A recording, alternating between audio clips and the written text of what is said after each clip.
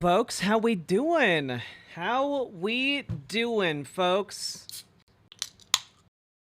That's right, I haven't slept yet. For you see, I was too anxious after stream to get to sleep, and so I went,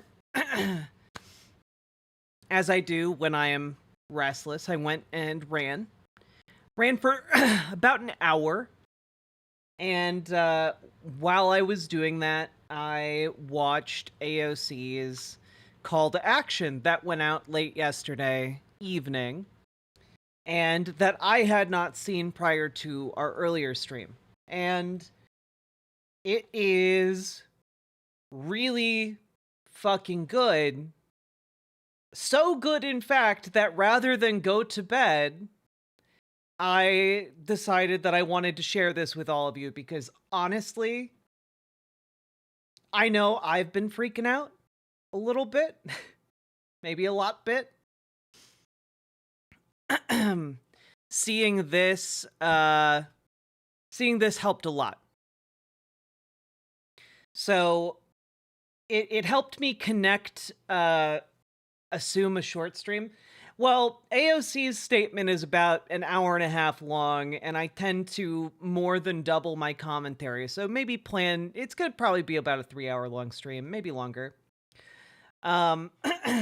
Generally speaking, to guesstimate here.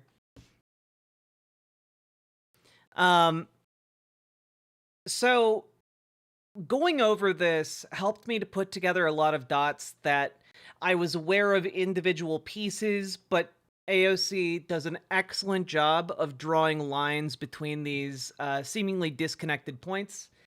And I think having a more cohesive narrative for what is happening is going to do us a lot of good. It's going to be really helpful. Okay? So I think it will help us to understand why the Democrats have been doing what they've been doing. It will certainly help us to understand what we can do. And it will also put into focus what is happening as a whole with this whole Donald Trump, Elon Musk thing. Because there's a lot here that I'm sure if you individually posed different ideas to each of you, if I threw something out to you guys, you would get it. You'd be like, yeah, sure, that obviously they want to make money. Like we've been aware of these different pieces, but not necessarily the entire picture. And I think AOC in particular here does a really, really, really good job of laying out the connections and why everything's happening. And it really does kind of help to make the problem smaller and more manageable with that narrative in mind. So, to that end, we're going to be jumping into this. It's really, really quite good. Before we get too deep, remember, like the stream. That's very important. Helps more people find it. And yeah, we're going to be hitting the ground running here. You have a friend who, Vox Syndicate, you have a friend who is a staffer for a senator. They're freaking out as well. Yep. For example, one of the things that I hadn't realized, and I should have, until AOC mentioned it, is that like Congress doesn't come back into session until today, guys.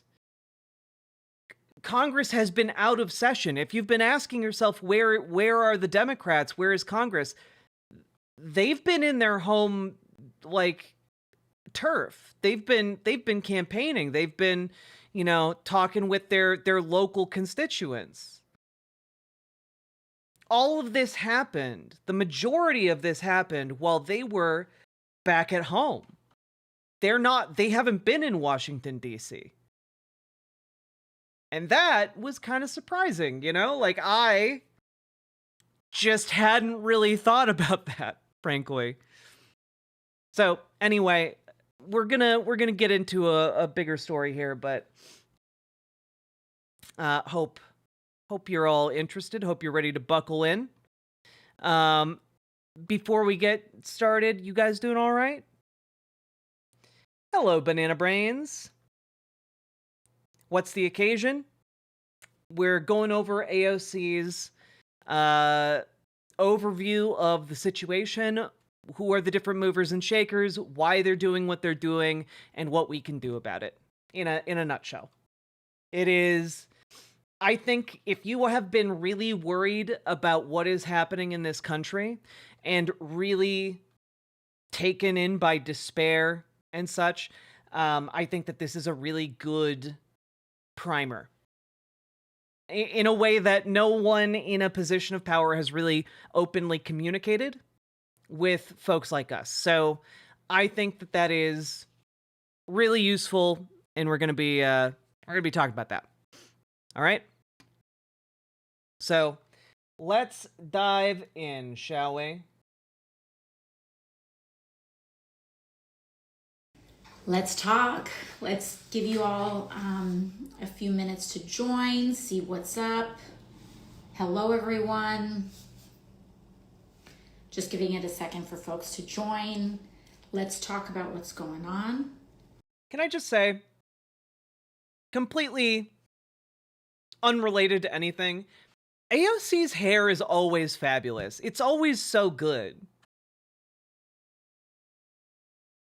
And Vox Syndicate, we went over the Indivisible stuff last night.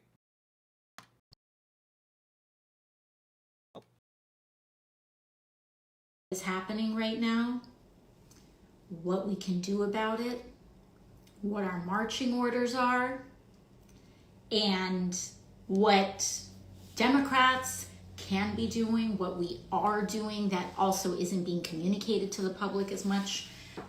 So let's fix some of this. But hello, everybody. All right. 20K on. Wait, dude, do I sleep? Not when important shit is happening. All right. So, first things first. One of the things that I want you all to understand is that if you are watching the news right now and you are feeling overwhelmed by all of the constant headlines and developments and what is happening and federal government changes over here and ICE raids over here and plane crashes over there, and you are feeling so overwhelmed. First of all, know that you are not alone. And second of all, know that that is exactly what this administration is trying to get you to feel. They are trying to get people to feel, and someone said Musk, yeah, you've got Elon Musk raiding the federal government and the Treasury. There's all this stuff going on, and it is so easy and it's natural when you see all of this stuff falling apart to get paralyzed. Oh no, we're in a new stream, Amber Brains. All of it is so overwhelming. Totally different stream now. And you don't know what to do about it, but it's also very pressing information, and so you know it's going to affect your life or the life of people that you know, but what do you do about it? What is Congress doing about it? What's our leadership doing about it? The first order of business is to self-regulate. What authoritarian regimes try to do is that they often try to, what is known as flood the zone, do so much at once, or try to do so much at once that it gets carried in the news that you feel overwhelmed and paralyzed. And I'm gonna admit to this. It has been working on me. It has been actively a struggle to focus on what I can do, as opposed to the absolute despair of watching so many things happen so quickly. And so many of those things have extreme ramifications for my life and the lives of people that I love.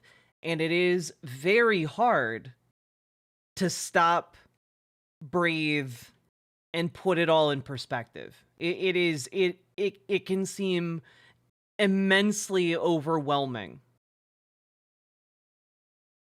So I do think, and I am gonna be level with you guys. I have watched this already. I watched it while I was working out earlier. Her advice here, to breathe, to center yourself, to be able to like check in with your mental health and be like, I can handle this right now. You know, like, this is a moment in time. I'm going to breathe and I'm going to focus on what I can change, right? That is necessary for what she's going to lay out here. A good, maybe, maybe half this video, maybe a little bit more than half of this video, is her laying out the current situation. And it will be overwhelming unless you can, you're in that mode where you can, you know, that's going to be a necessary component of this. Hey, Zeke the Beast.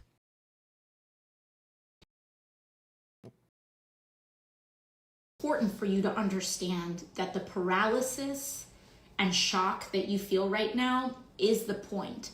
They are trying to induce a state of passivity among the general public.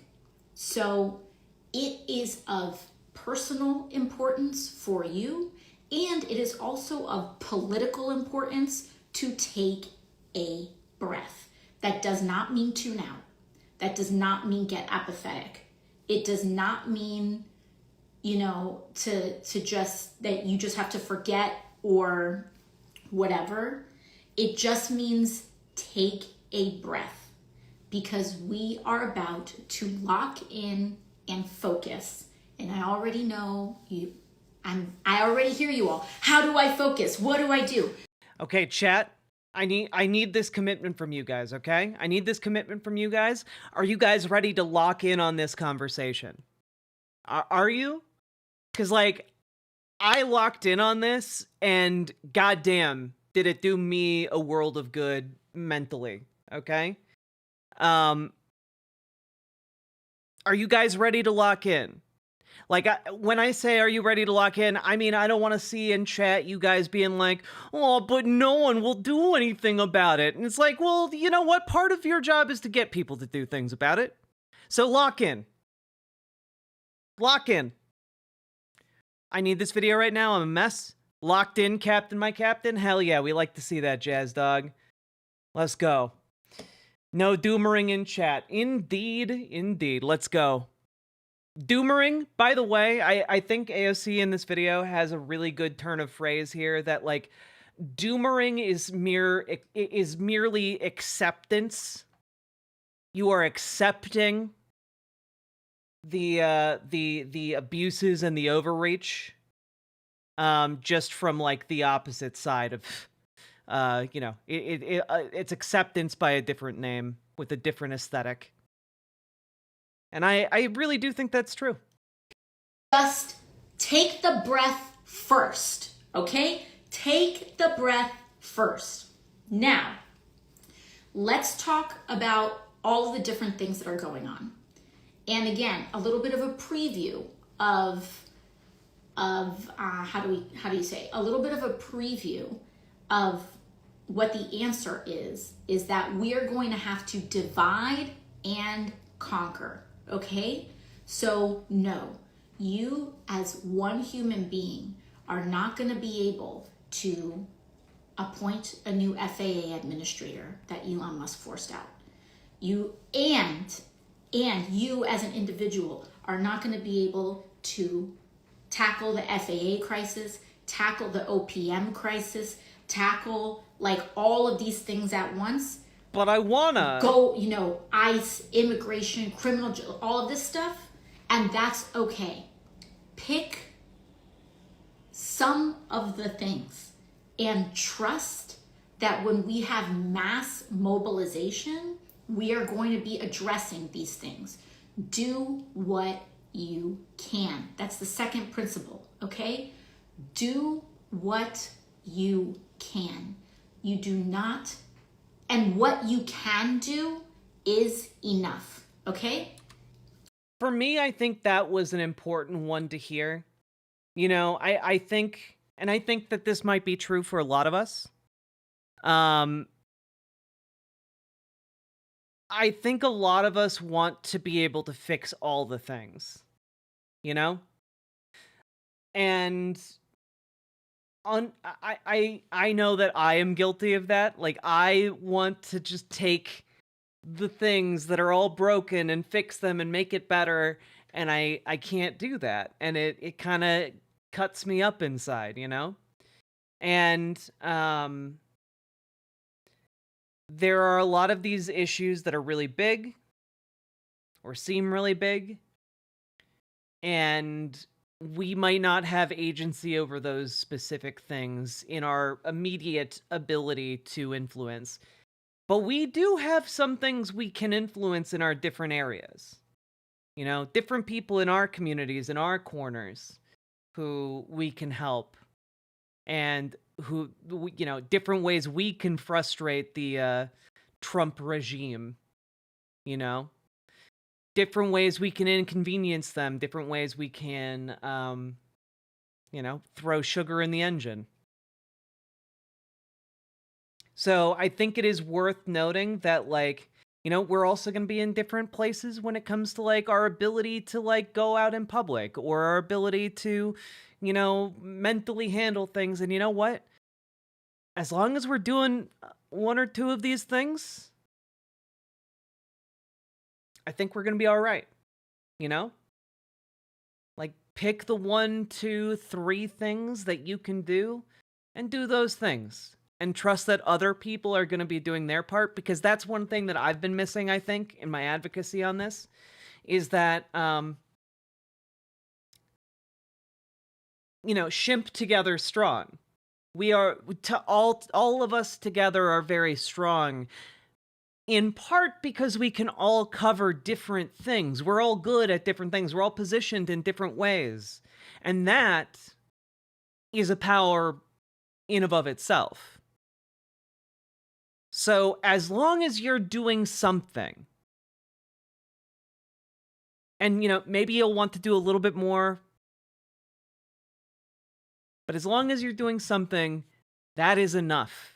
Have faith and trust in your friends, in your loved ones, in your communities, and in everyone across this country who's in a similar boat to you.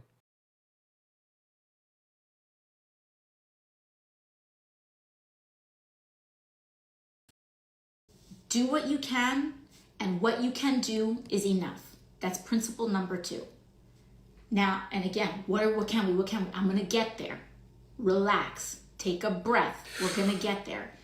What is going on is so comprehensive, and I want to make sure that I'm giving you all as comprehensive an overview as I can, so we can figure out, and you can have the tools to figure out how to lock in and how to mobilize. So that's number 1 and number 2. Now, someone said I should make a handbook. Maybe we will. Now, let's talk about a couple of things. Sometimes I want to get an overview as to what is happening right now. Donald Trump, as we saw, was inaugurated several weeks ago. And who you saw behind him mattered. The people who stood behind Donald Trump at his inauguration are some of the people that are playing a major role in upholding and supporting what is going on. That is important to know, because we need to know who are the folks that are responsible. And as we all saw, when Donald Trump was sworn in, he had several billionaires standing behind him. He had, of course, Elon Musk. He had Jeff Bezos. He had Mark Zuckerberg.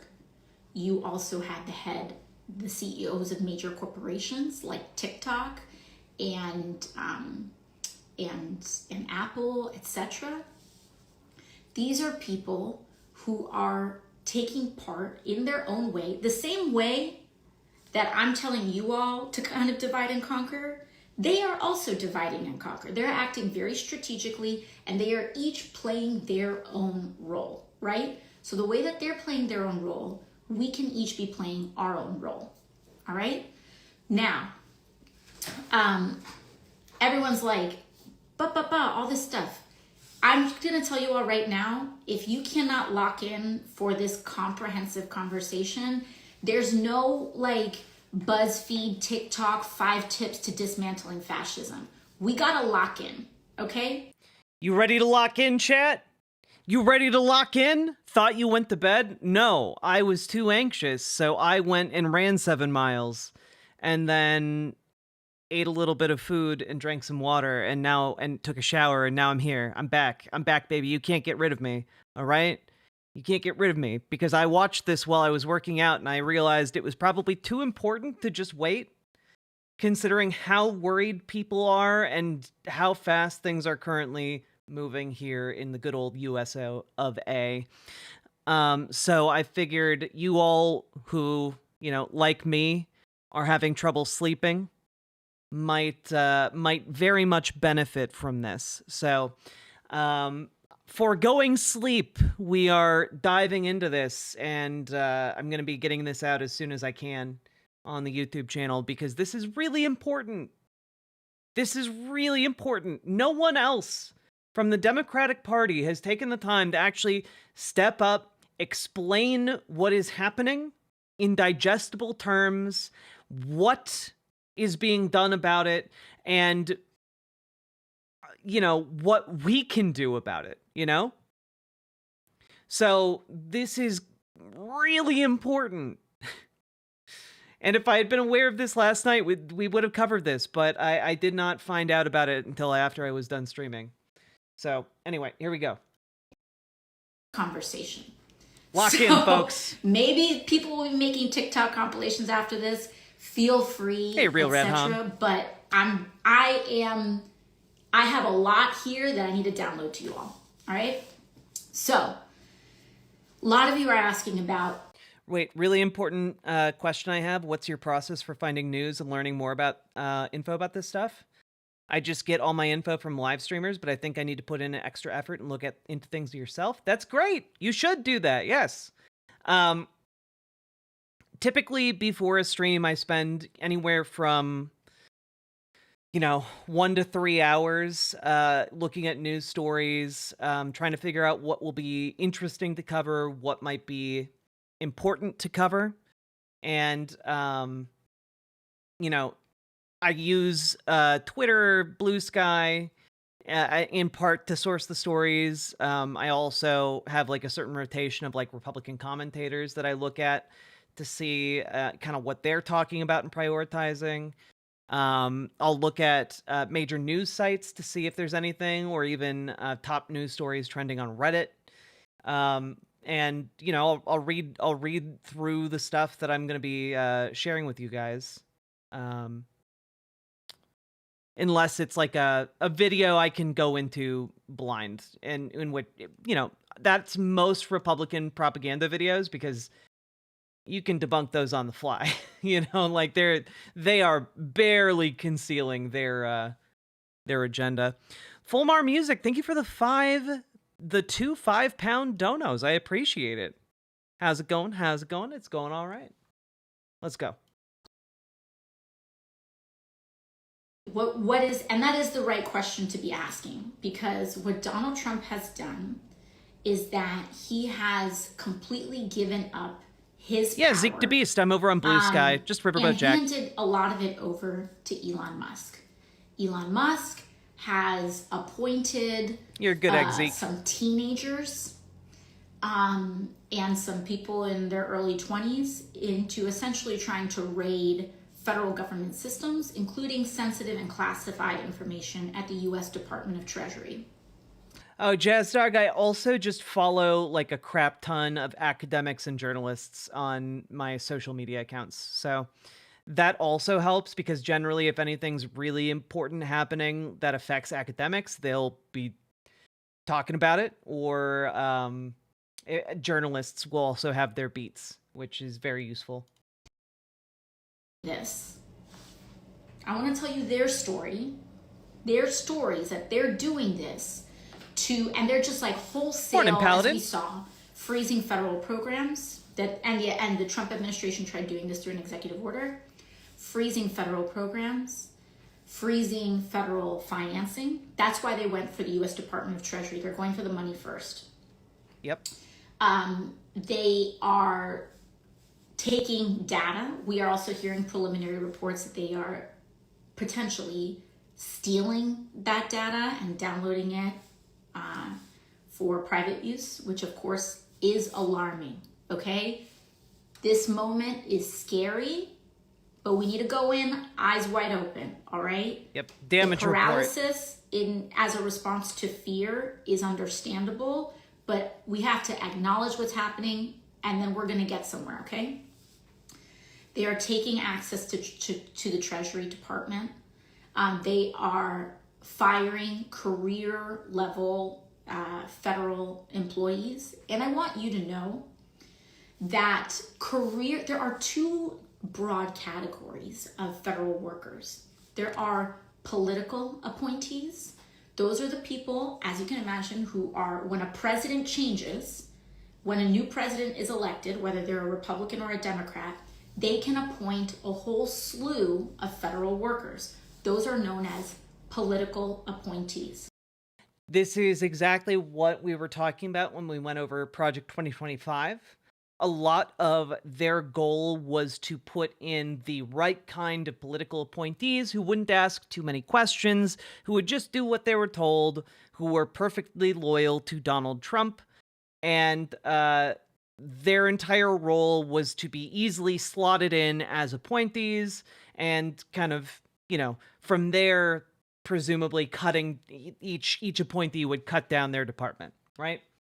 That's kind of what Project 2025 was all about, eliminating the deep state by using these appointees to get rid of the lifelong career bureaucrats.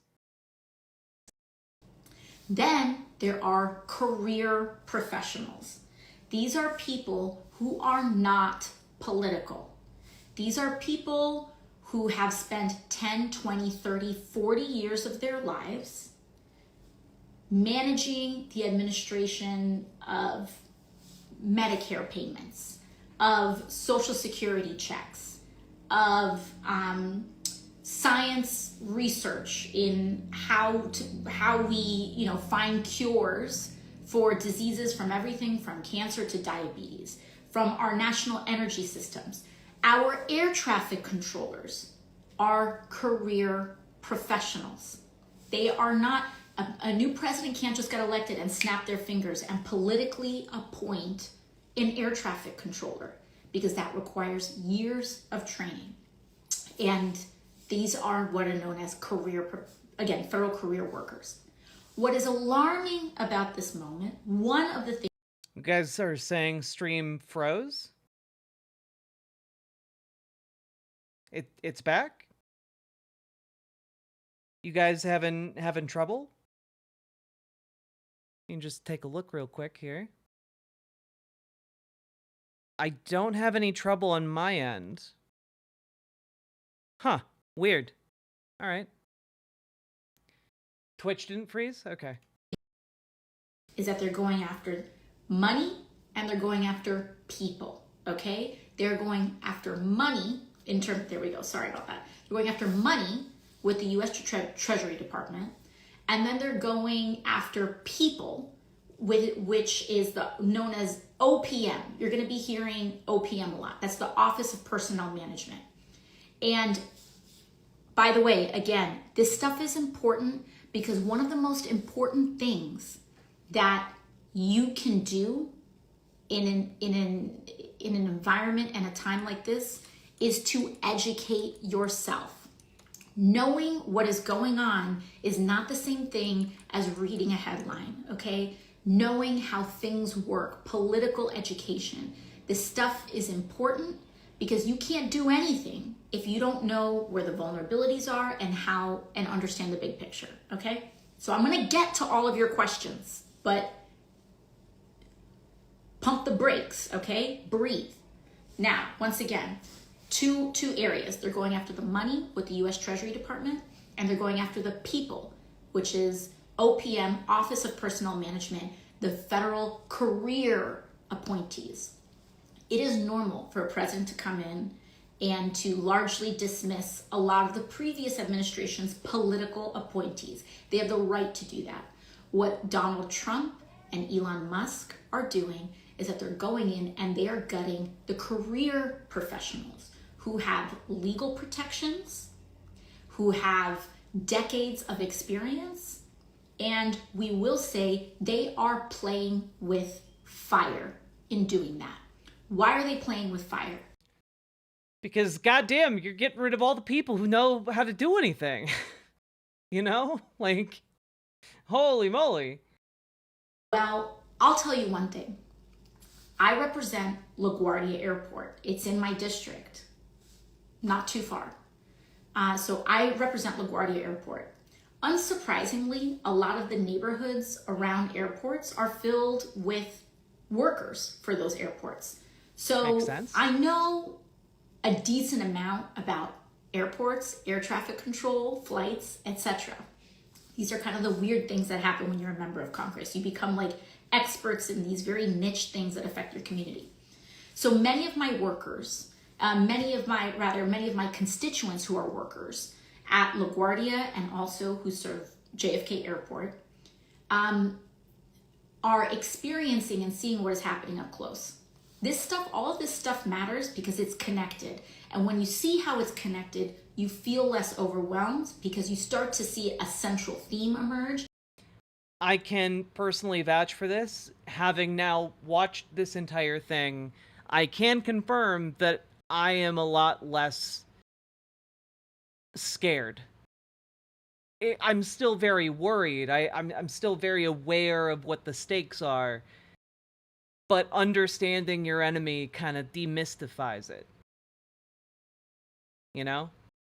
It's empowering to know your enemy. Patrick Lucas, thank you for the gifted membership over on YouTube. I appreciate it. You have to tackle 100 things, starts to feel like you're tackling a handful of things, okay? So this is on her Instagram. So you have this OPM dismissal and federal freezing. Last week, and also in the last 2 weeks, Donald Trump, 2 weeks ago, Donald Trump gets sworn in. Elon Musk then puts pressure on both Donald Trump and applies political pressure to dismiss the FAA, the Federal Aviation Commission, or rather the FAA, the Federal Aviation Administrator. They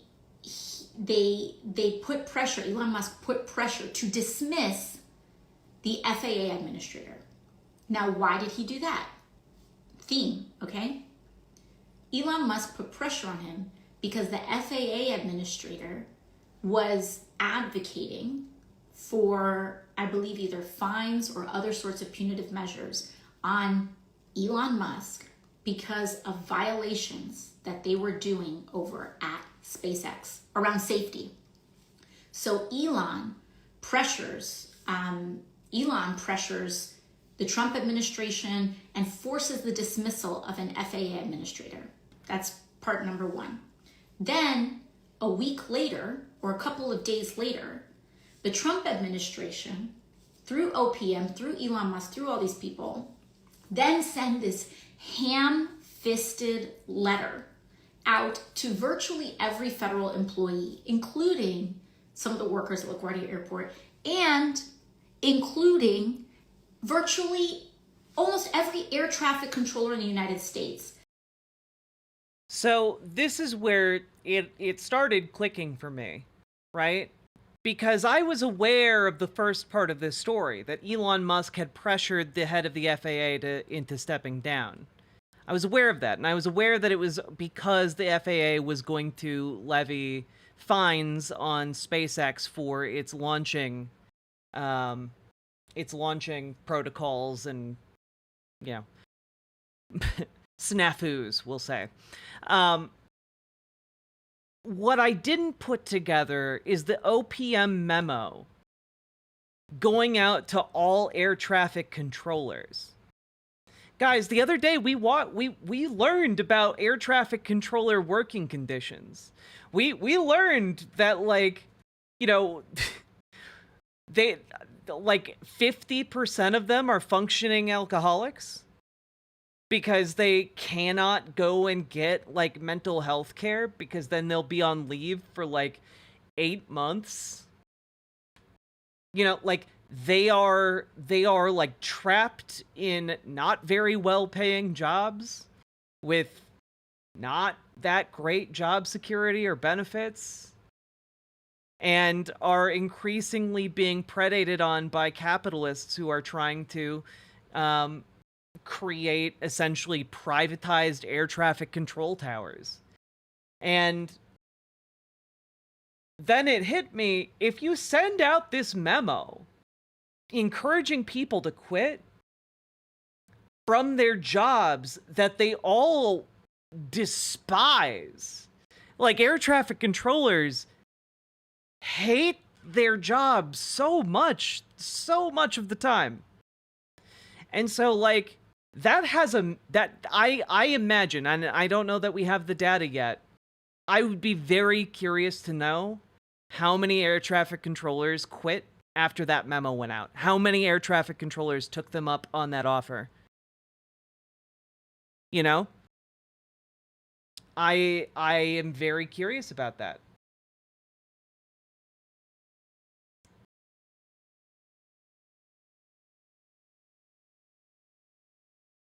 Very curious about that.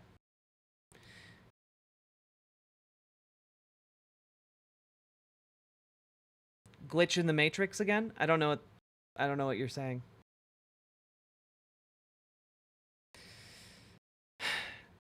So, this all is starting to connect in interesting ways. Let's see where it goes. Saying, we want you to leave your job. And we are going to offer you a quote-unquote buyout, which is not a buyout, mind you, and whose legality is highly questionable, and their ability to even uphold to their promise is, virtually none at all. Saying, we want to push out every federal worker, including air traffic controllers. And good to have you here too, Z. What happens? What do we see? In an environment where air traffic controllers are already extremely strained, we do not have enough air traffic controllers in the United States. If you're wondering how privatized air traffic control towers work, they just fire all the air traffic controllers. This actually happened to an airport outside of San Diego, I believe. They had their air tower has no air traffic controllers because all of them quit after the tower was privatized. So generally, air traffic control just doesn't work at privatized towers. Long rolling crisis in this country, and the reason we don't have air traffic controllers is because Republicans have cut budgets for training, for investment, for the federal pipeline and procuring air traffic control. That job, as we know, is San not Francisco? a joke. Cool. You can make one mistake and hundreds of people can be dead. But it has been taken seriously enough that we have not had a significant airline crash in this way in, I believe, since 2009. Anyways, all of this is to say is that they then push all these air traffic controllers and give them all a letter saying it's time for you to go. And also, what happens? Now we have an initial plane crash that has occurred. When we mess with federal government. Also, I believe, like, the next day there was another plane crash. Like, not to be like conspiratorial or anything, but like I think a lot of the systems our airplanes rely on are kind of held together with spit and glue and prayers. Systems. Lives are at stake. Hey, Zero And Saber. this rhetoric that Elon Welcome. Musk and MAGA and whatever have made in ginning up all of this conspiratorial mentality in order to get people to think that none of this matters and it can all be gutted is designed for exactly this kind of outcome. Yep. At the end of the day, the federal government the United States federal government is responsible Instagram radar. for some of the most sensitive, broad-based, and important infrastructure, not just in the country, but in the world. Okay? So Wait, how do they privatize an air traffic control tower? The airport sells it. They contract operation of the air traffic control tower out to private corporation. Private corporation promises to run it for cheaper than the airport is capable of running it, and they do that by slicing the pay and benefits of air traffic controllers. Or forcing them to quit, downsizing their ranks. And they have multiple contractors bidding against each other for the lowest bid for the airport. And the airport goes, boy, howdy, you run this for practically nothing. That's great. And the private corporation is like, yes, I do, indeed. And then they fire all the air traffic controllers. they are doing. Why are they doing it? Why are they doing it? You have not just OPM, but then you have, for example, Elon Musk talking about USAID, and he's like, we're going to dismantle USAID. He then also posts today, and this gives you a hint, he then also posts today about a very specific federal program at the Treasury. Well, the airport pays the air traffic control contractor the money, which is less than what they would pay the air traffic controllers. And then the company comes in, just cuts a bunch of jobs, pockets the extra. You kind of get it, right? The contractors just lie. Known as direct file. Direct file, if you go on my rep page, if you go out to, this is my personal account, but if you go to my rep AOC account, one of the pinned posts actually is about direct file, because we spent years standing up to the lobbyists at TurboTax and H&R Block who take your money every year for you to file your own damn taxes with the federal government. And we wanted you to be able to do that for free. You can do it and have the option of doing it for free. Now, what does that have to do with this present moment? Well, I find it very interesting that it's tax season.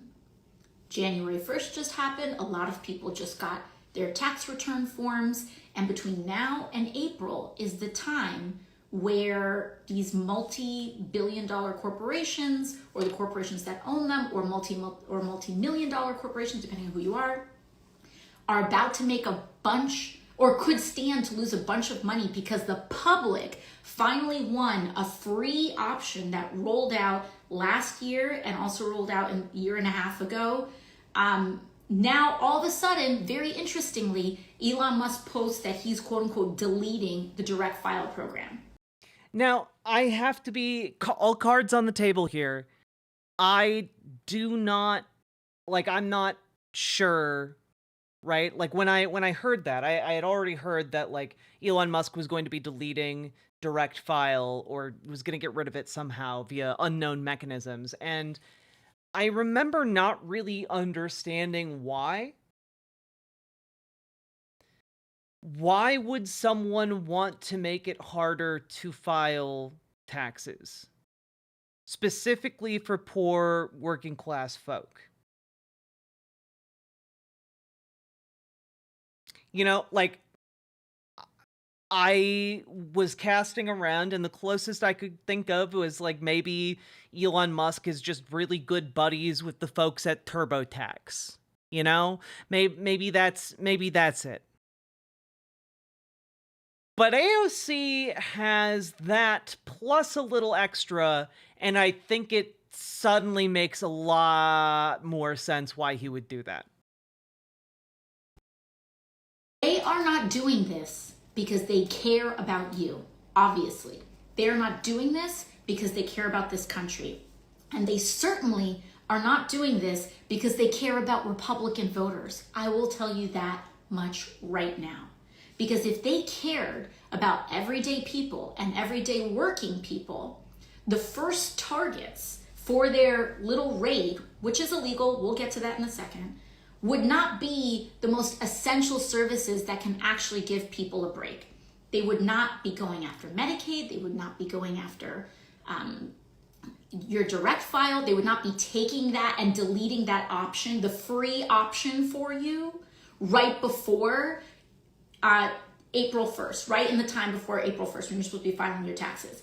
Elon Musk is a billionaire raiding the US federal government for personal profit and for the profit of his friends. And so every single person that you saw standing behind Donald Trump at his inauguration is part of this.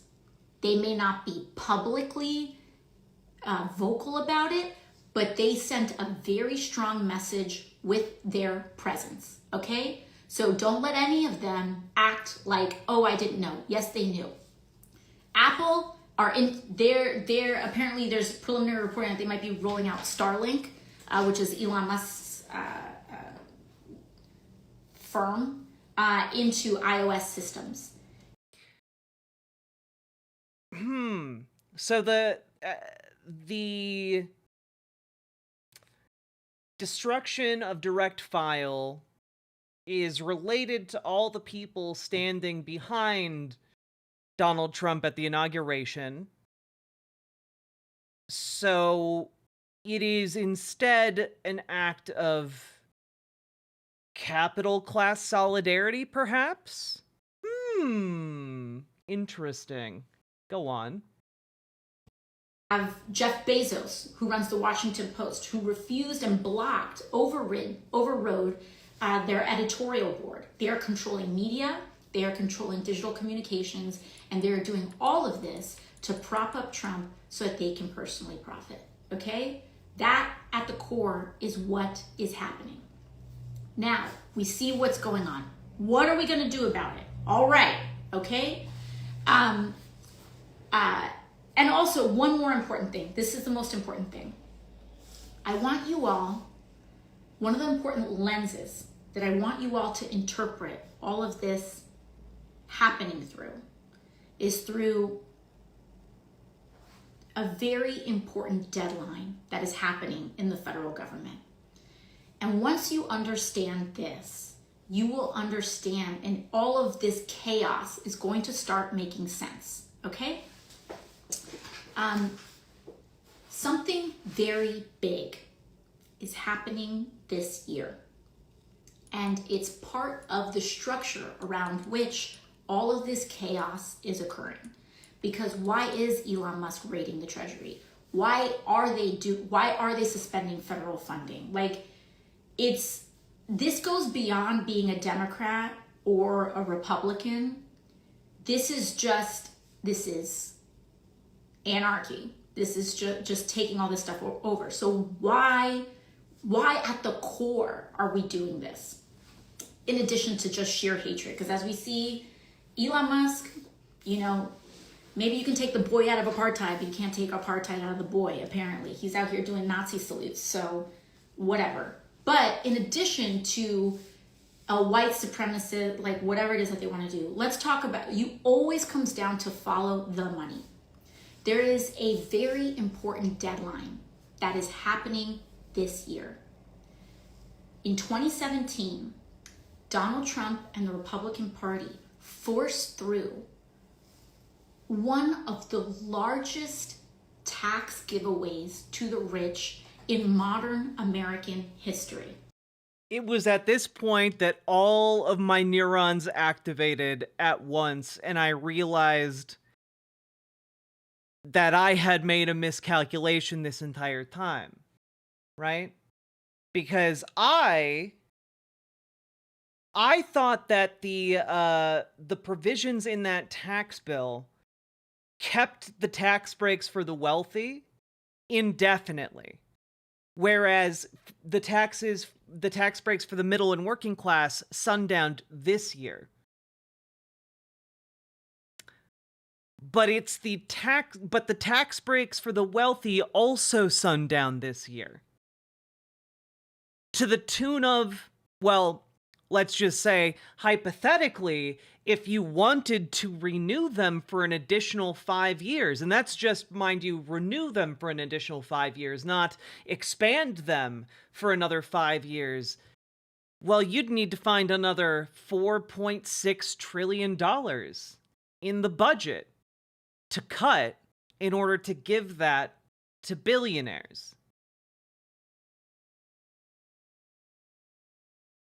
They're trying to find $4.6 trillion, chat.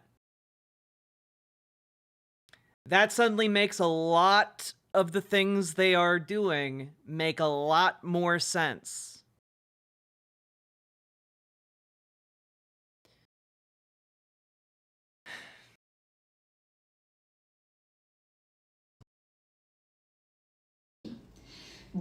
We are talking about grotesque levels of tax cuts that they issued at that time.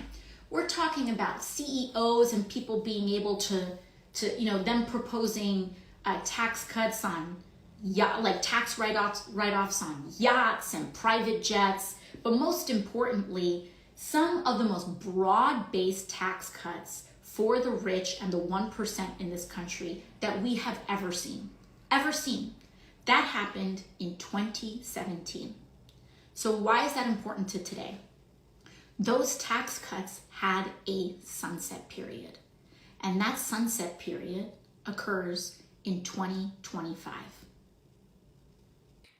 All the capital interests, all the billionaires, all the 100 millionaires, they're all falling in line here for this one very specific point in time until those tax cuts get passed. That is their true goal. Everything else is ancillary. They do not care if, normal working people get hurt. They are merely centralizing everything so that they can pass the tax cuts more easily without any kind of fuss. They want to keep us disorganized so we can, we don't really realize what is happening or what their true objective is.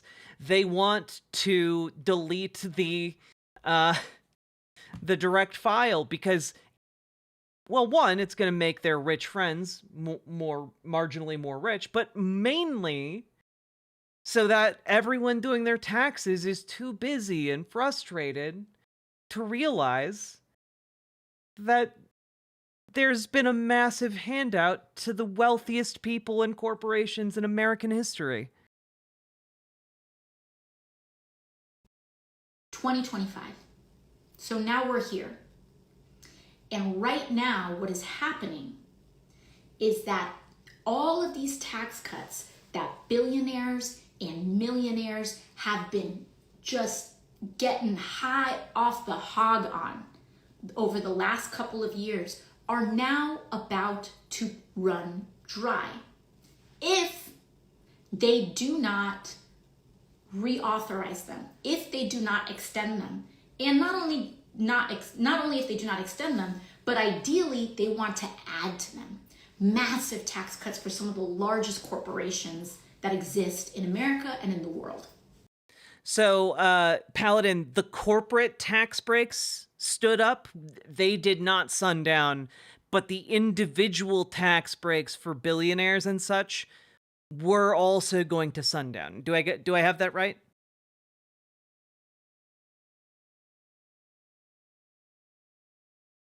Crap, forgot to smash the like button. Yes, do not forget to smash the like button. And if you haven't, hit the subscribe button, hit the follow button if you're on Twitch. Okay, I do have that right.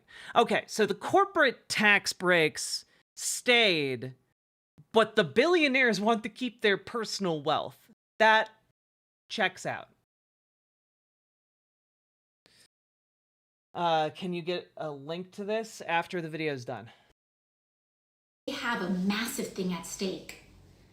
So right now, their task is to extend these tax cuts. And what Elon Musk wants is for these tax cuts to not only be extended, but to apply to him in a larger way than ever before so that he can amass even more money than ever before. So what does that mean? The problem with extending, they have a little wrinkle in extending some of these massive. Yeah, exactly, Ulata. They don't have 4 years to do a cash grab. They have to do it now. And specifically, with the budget that is being passed this year. So that's their whole thing. Their whole thing is dedicated to that. Right? Zeke, the thing is, I've been casting around trying to figure out and trying to pull together a fuller picture of this. This is the first time someone in a position of power actually explained the breadth of the situation and narrativized it appropriately to explain what is going on. Okay? How long are you planning to stream this morning? We're going to go through this. That's what we're going to do.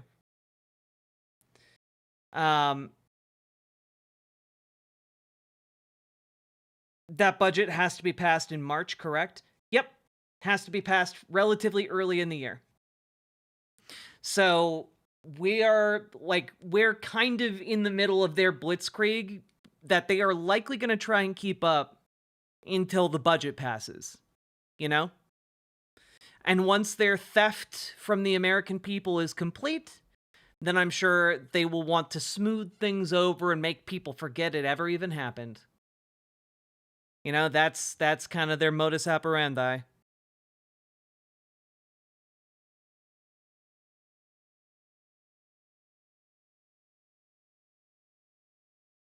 Patrick Lucas, thank you for gifting a membership over on YouTube. I appreciate the support, especially when I'm doing one of these all-nighter stream situations. Really appreciate it. I was wondering why they were pushing so hard before the midterms. This makes so much more sense now. I agree.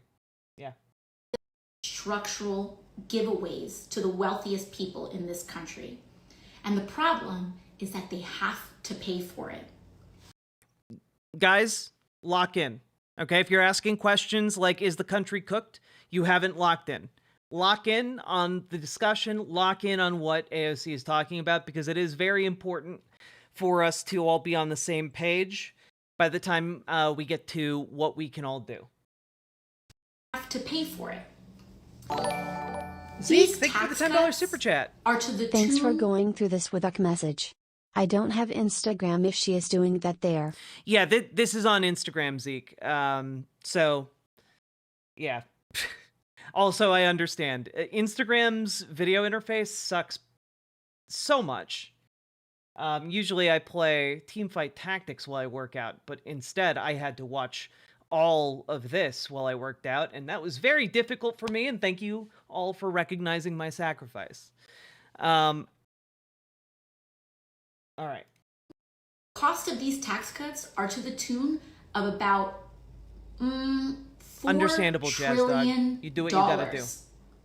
$4 trillion. And so if the US federal government is about to... And again, keep in mind, AOC is a little bit off here. To extend all of the existing tax cuts as they are, unaltered, would cost $4.6 trillion. And they're absolutely going to try to expand those tax cuts. Wouldn't surprise me if they aimed for 5 trillion. Hell, why not even 6? See what they can get away with.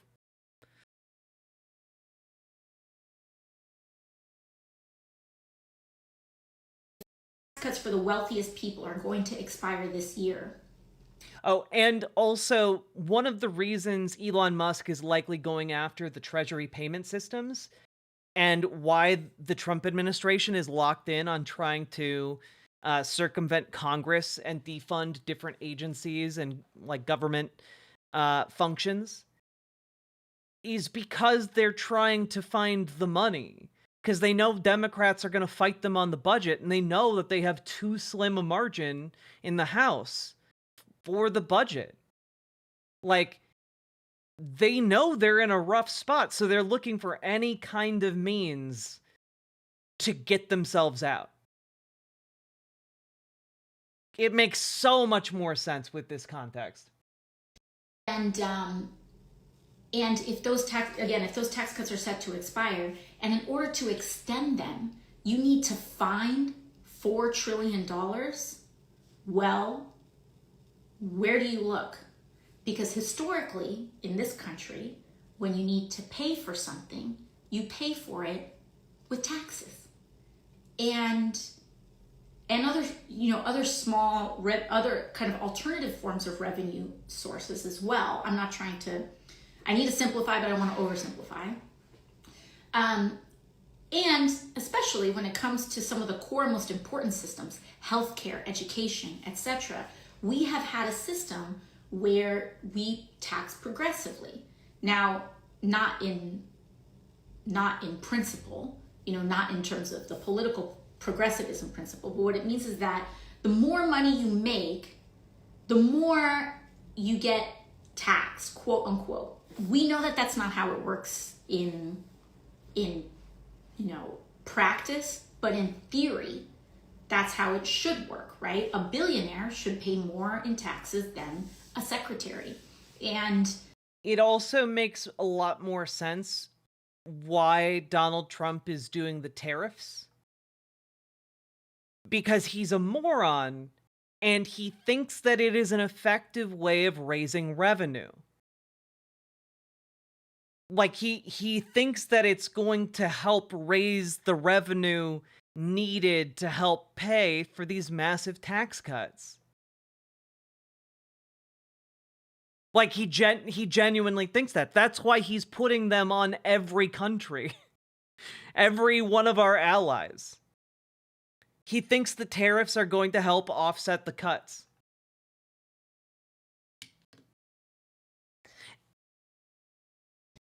And historically, not just billionaires. You actually think he believes that? Yes. I think it makes a lot of sense. I think it is the only thing that really genuinely makes the tariff stuff make more sense. Mass corporations, etc. That's how we keep the lights on. That's how we keep Medicare, Medicaid, the VA, at public schools, Like, one thing you need to keep in mind, however stupid you think Elon Musk and Donald Trump are, they are stupider. Like they will surprise you with the depth of their idiocy. They are not intelligent men. And so I think we've genuinely been giving them both too much credit. We've been thinking that they've been like fascist masterminds, and they are fascist, but they aren't masterminds. They're just, we've been thinking, oh yes, they're fascist masterminds, but really they're like the two bungling burglars from Home Alone. Like that's the level they're operating on. So, if these tax cuts are going to cost $4 trillion and the government, and you're by definition not going to tax anyone else, not going to tax the rich in order to pay for it, then how are you going to pay and square that circle? Judy Phillips, he's not backing off the tariffs. The tariff on China went into effect yesterday. The tariff against Mexico and Canada just got kicked 30 days from now. And, we'll see if it gets continuously delayed. That's definitely still on the table. But now he's threatening to levy one against Europe as well, like the European Union. For no reason, with no, like, negotiation, no, like, explanation of what he wants from any of these things. The only way it makes sense is if he's doing it as a means of raising revenue, you know? Two ways that you do that. One is that you tax the poor and you tax the working class and you tax the middle class. You raise taxes on that, which, by the way, they are proposing. I think if you make less than $300 or $350-ish thousand, your taxes will be going up. And actually, the more, if you aren't lucky enough to be making, $500,000 a year, your taxes are going to go up so that, they can pay billionaires more money. That makes sense. below that number you make, the more your taxes are going to go up by. So, sorry, that keeps happening. If you're making $28,000, they want you to be paying way more in taxes, especially proportionately, than if you're making $150,000. But they are proposing all of our taxes to go up. That's one way. But guess what? That's not going to that doesn't make up the difference. It may make up a small bit, but it doesn't make up the difference. $4 trillion, you are not going to make that by taxing people who make $28,000 a year a little bit more. Doesn't make it up. Math doesn't square. So they're going to do that, but it's not enough. Cream. The second thing that they're going to go after are massive programming cuts, or the massive programming cuts, which we will get to in a minute. And the third thing that they propose is cutting waste. First of all, they tell you all of these stories about waste and government waste. By the way, whenever they say waste, what they mean is people. They mean they want to fire the federal workforce. I wonder if any of you can think of, like, I don't know, what do you guys think of when you think of government wasted spending? Like, if you think about the federal government and you're like, where does this money go? The math doesn't really math. The defense budget, you mean the Pentagon, the entity that hasn't passed an audit in 13 years despite many attempts to audit it? Bingo! You got it. Doge and whatever. First and foremost, understand that there is already a federal agency who is a watchdog on waste in the United States. That is known as the Government Accountability Office. So all of these people acting like, we're going to set up an agency to identify waste, as though that's never been an idea before, take a number. These people, and I can tell you, in my experience, I have encountered many billionaires in my career.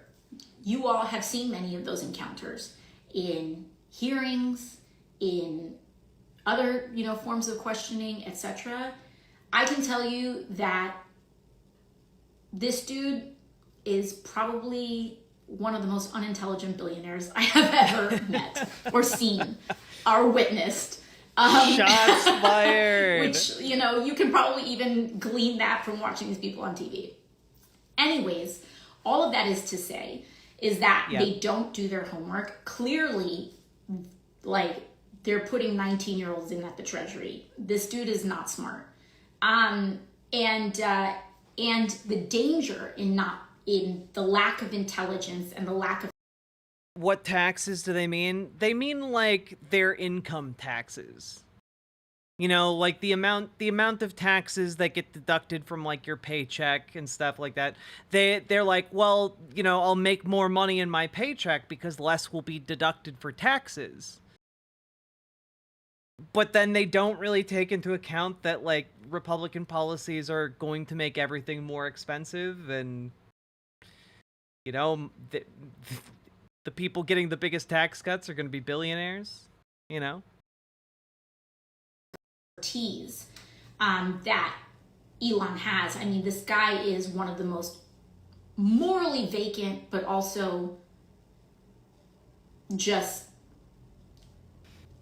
least knowledgeable about these systems that we really know of.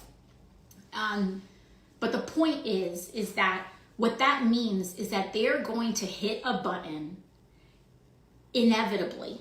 They are going to hit a button and things can go sideways. We already saw that last week when they were like, oh yeah, we're gonna freeze everything. That sounds so cool. Let's do that. They hit the freeze button and yeah, almost like it's an initiative run by a bunch of excited teenagers who don't really know what they're doing with one of the most complicated pieces of hardware software in American history and possibly the world. Haha. Medicaid portals across the United States got suspended through that EO. And they tried to make up for it. Yeah, like when you put it on paper and it's like you're willing to like sell out your country for $1,000 per year, and like unironically a lot of Republicans just think that $1,000 per year is enough to like set them up for life. You know, like they believe that that's what's gonna make the difference, you know? Like, they'd be living high on the hog if they didn't have to pay that $1,000 a year. John Bogardus barely even left. It has nothing to do with all of it. Really, you're gonna freeze all federal programs and then the Medicaid portal suspended, and you think people are gonna think that's not connected? I mean, I know they think people are stupid, but it's like genuinely just be so for real right now. Anyways, so what they're trying to do is that under the guise of waste, they are going to try to cut and gut some of the most essential federal programs that we've got. In fact, how do we know this? Because the Republican majority and their budget had a sensitive internal document that got leaked a couple of weeks ago. And I can tell you that I read through it. And they identified bit by bit everything from the mortgage interest tax deduction to, which I raised a couple of weeks ago, to Medicaid itself. They have identified as wanting to eliminate in order to pay for Elon Musk's tax breaks, Jeff Bezos's tax breaks, Mark Zuckerberg's tax breaks, and other giveaways and other sorts of giveaways to the wealthiest people and corporations in this country. And the biggest one, lock in everybody, okay? Yep. The biggest one that they are going after is Medicaid. Yep. Okay? They makes sense. They seemingly targeted it first the other day with the OMB memo. There's a reason why Medicaid went down first. And yeah, they want to get rid of disabled people. I think that's pretty clear. Like, they're willing to sacrifice disabled people in order to give these tax cuts to billionaires. They are going to come after that. But this should not be shocking, right? We knew that they were always going to take aim at Medicaid. We knew that they were going to take aim at Social Security, at all these things that people rely upon to live. This is not surprising. It is shocking in the current context for sure, but it is not surprising. So remember to breathe.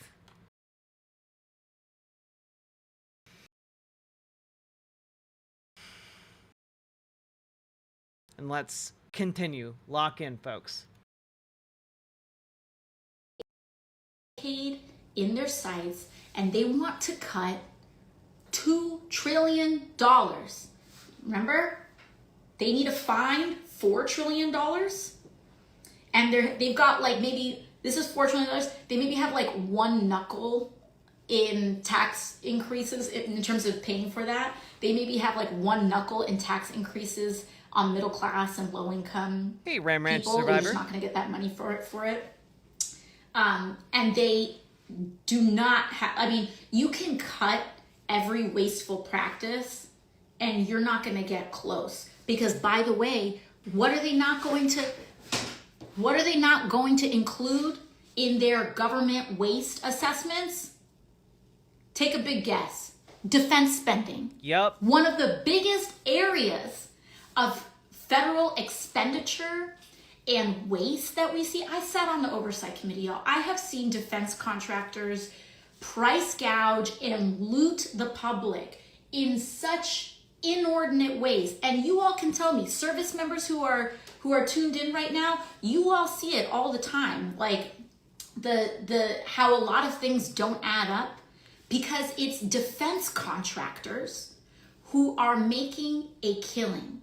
And just so you know, when you see these big tech people, many of them are also defense contractors. This is a really important point to hammer home because they genuinely don't want you to know that. You know, Amazon doesn't want you to associate them as a defense contractor. Elon Musk doesn't want you to associate SpaceX with anything other than doing cool Mars shit. But they're also a defense contractor. You know, a lot of these big companies, Microsoft, all the AI shit, have huge lucrative contracts from the Pentagon. Ram Ranch survivor, I do like hate speech laws. Wish we could have them here. Gets his money from defense.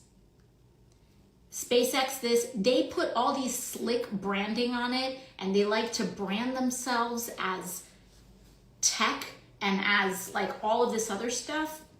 But a lot of them get their money through defense contracts. You hear me? And so when they talk about waste, in one of the areas where there is evidence for some of the largest amount of federal waste, because mind you, the Pentagon has not passed an audit. The Pentagon fails their audit all the time and has yet to pass an audit. But this is where they're getting their bread buttered. So they want you to think that it's the viejita who's getting Medicaid, who's getting her insulin paid for on Medicaid, that is the waste. Because what they don't want you to do is to look at U.S. defense spending, particularly defense contractors, and even in that under area of defense contractors, their defense contracts. Microsoft, Amazon, a lot of these AI initiatives, defense contracts, which by the way should not be legal, and we saw this. We saw some of the early use of AI being used in war, which in a way should absolutely be illegal. Robots make mistakes, and if you accidentally bomb a building or just bomb a building indiscriminately without proper human oversight, which by the way we saw initially tested on Palestinians in Gaza, but that's not going to stop there. If you allow that to continue, it can continue. You know, I love how she's drawing this all together and still finding time to be able to, like, explain, hey, yeah, actually, AI used in warfare is something we should outlaw because it's horrific and we need humans to be accountable for human actions. You know, you can't hold an AI accountable in any real sense, you know? Like, I like that she's able to kind of, like, go slightly off the beaten path and then bring it back home. You know, it's very refreshing. And I'm not gonna lie, guys. This is what leadership looks like. This is what leadership looks like. This is what a real political leader should be. You know, someone who can like get on social media, meet people where they're at, give them a fireside chat to like tell them, "Hey, this is what the state of things, this is why things are happening, here's what we're going to do about it." You know? Is what they don't want you to look at is their defense contracts.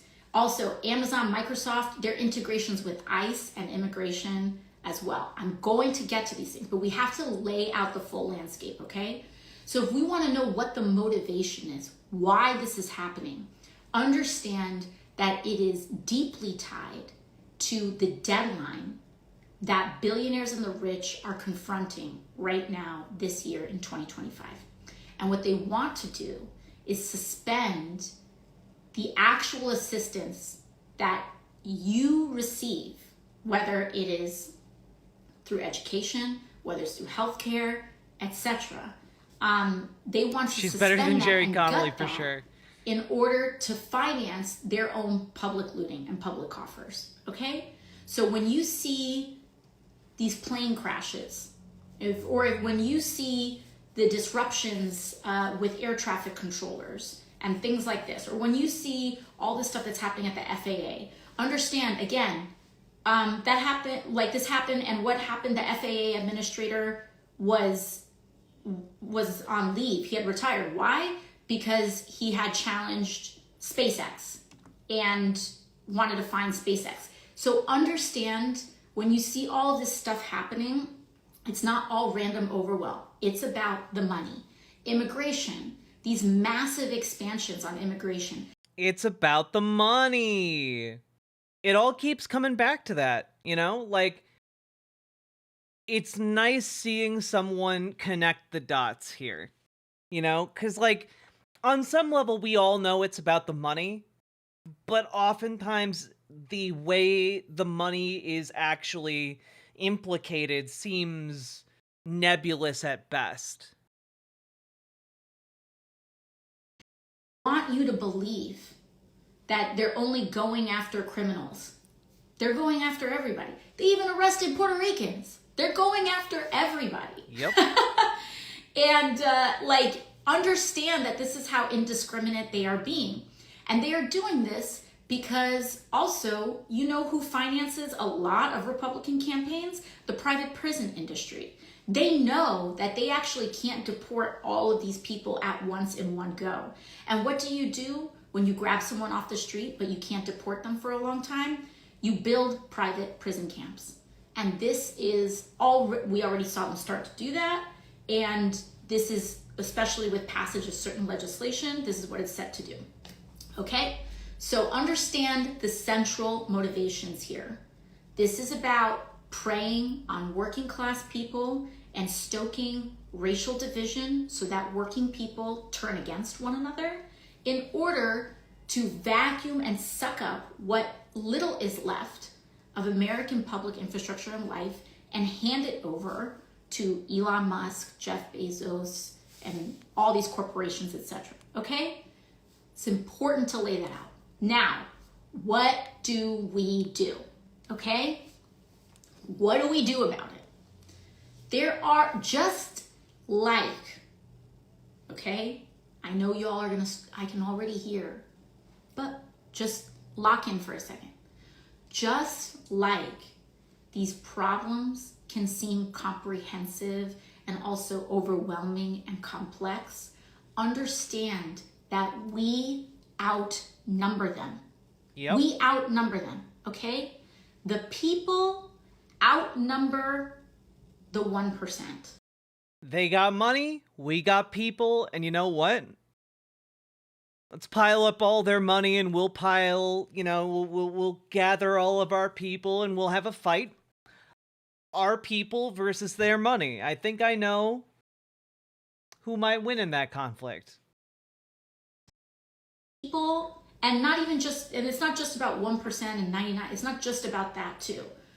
Also, everyday people of all sorts of income brackets also overwhelm the number of the corrupt, okay? Understand our strategic advantages in this moment. We outnumber them. Do not forget that.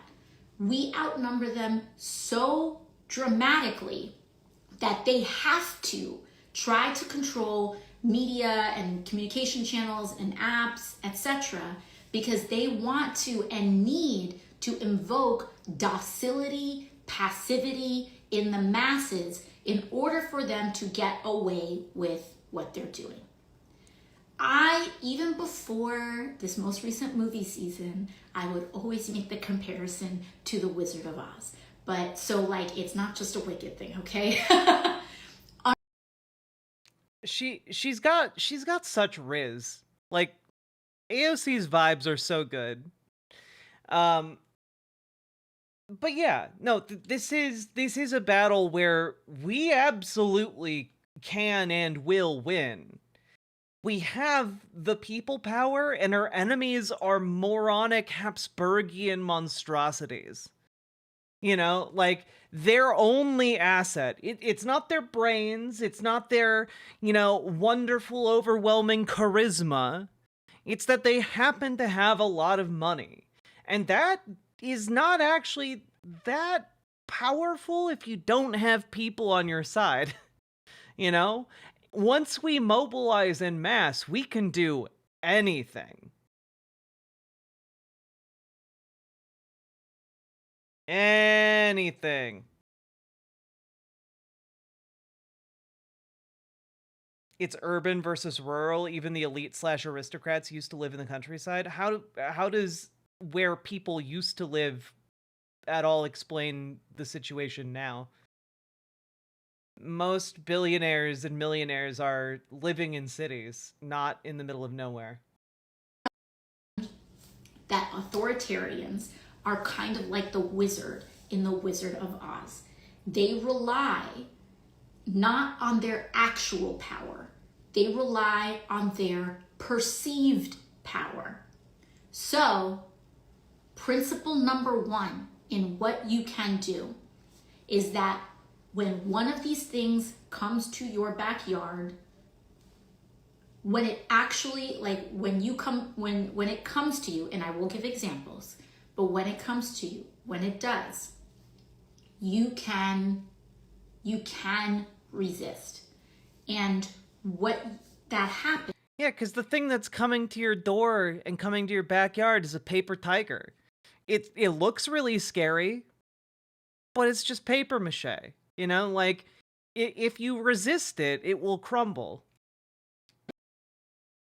Millions of people is that you generate enough friction that they cannot go as fast as they want to go, okay? So I'm going to give you some examples.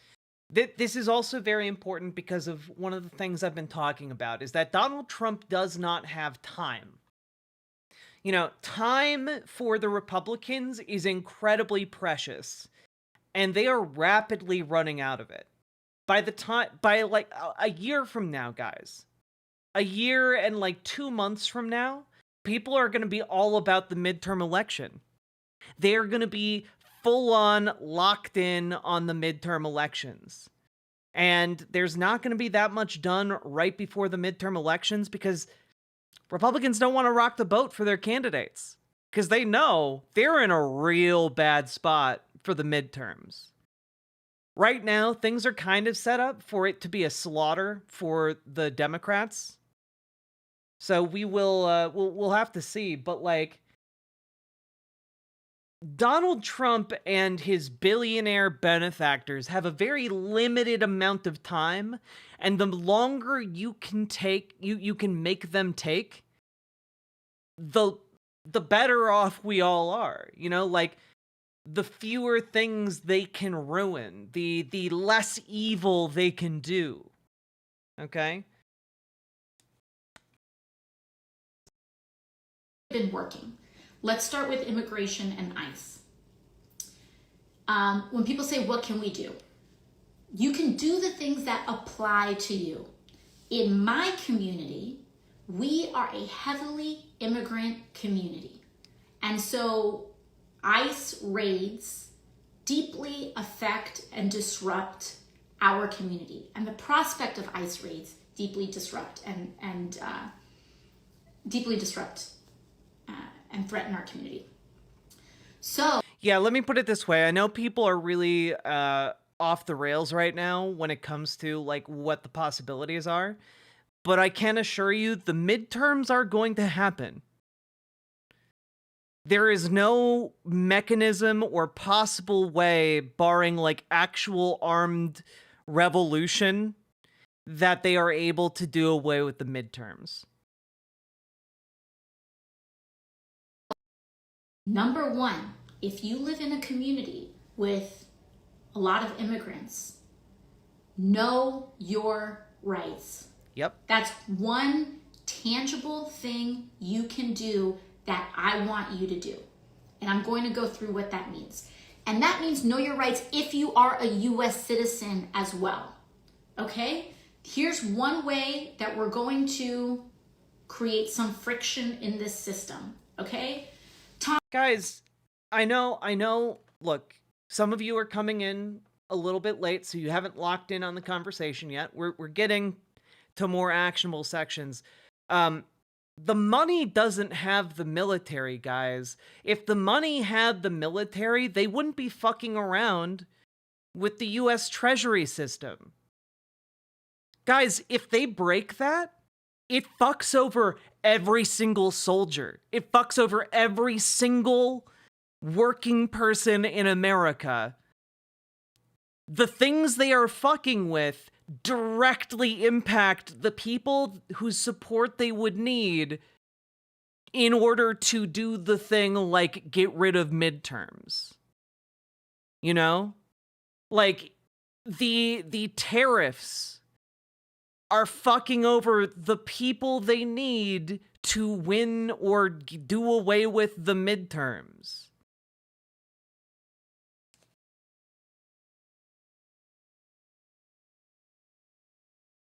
Why won't they just make cutout for things they like? See, Commander Mike TV, that was my assumption. My assumption was Donald Trump was going to make cutouts for all of his rich buddies for the tariffs. He's not doing that. He has been asked it point blank multiple times at multiple different points throughout all of this. And they are blanket tariffs. There are no exceptions. The tariff with China already gone through. No exceptions. So it is that's kind of a big thing, right? And if you're only going to pay like loyal soldiers, I think there's a big problem with that. Because our soldiers are not simply loyal to whoever pays them, though that does play a role. They have been indoctrinated through their entire training process to be loyal to the Constitution, and I don't think they are going to view the guy who's doing away with elections as a guy who's following the Constitution. You know, it's just a feeling I got in my gut, you know? But let's keep going. Who's directing a lot of these ICE operations nationally, etc. He went on TV practically crying. This dude was whining his ass off because ICE went into the city of Chicago and Chicago had prepared for them. Community organizers, activists, and their mayor and local elected officials who were...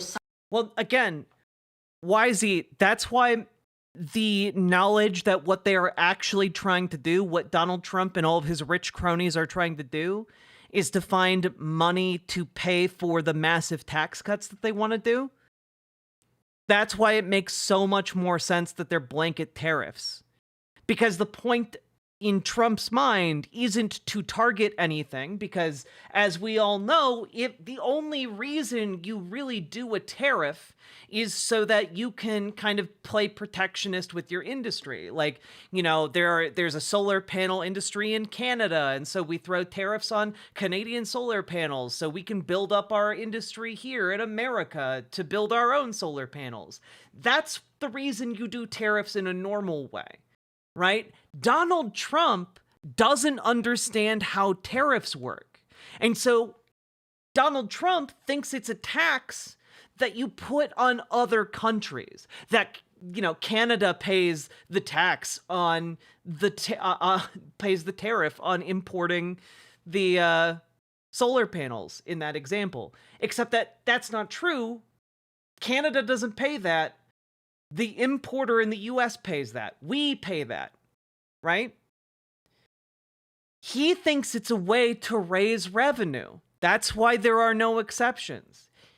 Our enemies are stupid. And if you've been thinking they're not that stupid, you're wrong. They are incredibly stupid. They may be the stupidest people currently in existence on the planet. So, like, they don't got great grandmaster plans here. I can't believe he really thinks that. It's just too stupid even for him. Guys, last week he opened up 2 dams and sent a flood level amount of water careening down into a valley full of his own constituents during their wet season, so the water all got wasted and almost killed people. And the reason he did it was because he believes that the LA wildfires were caused by federal dams holding too much water back.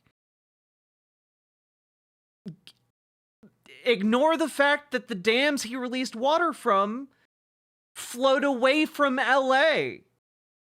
They were on the other side of mountains. This is the level he's operating on, guys. He's old and sundowning. He was never a smart man, but he's gotten dumber. Also, hello, Lucy Hayes. Thank you very much for the raid.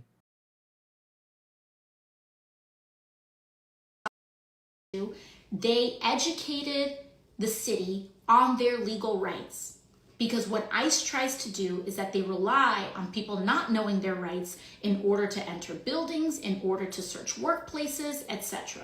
So when you know your rights, you are able to tell them no, and they do walk away. So you need to know your rights. If ICE comes to you as an American citizen, still assert your rights. Because what you can do... Treat ICE officers like you would fae folk in folkloric stories, okay? Make sure you've put out like a bowl of soured milk for them to drink, and like know the rules of interacting with them so that you can, by arcane ritual, emerge unscathed. Is protect people around you, and also make sure that you are slowing down this system. The slower they operate, the less they can break. You hear me? This is why this is strategically important. The slower they operate, the less they can break. And so, know your rights. Exactly. If ICE comes to your workplace, if ICE comes to your door, you do not have to open the door.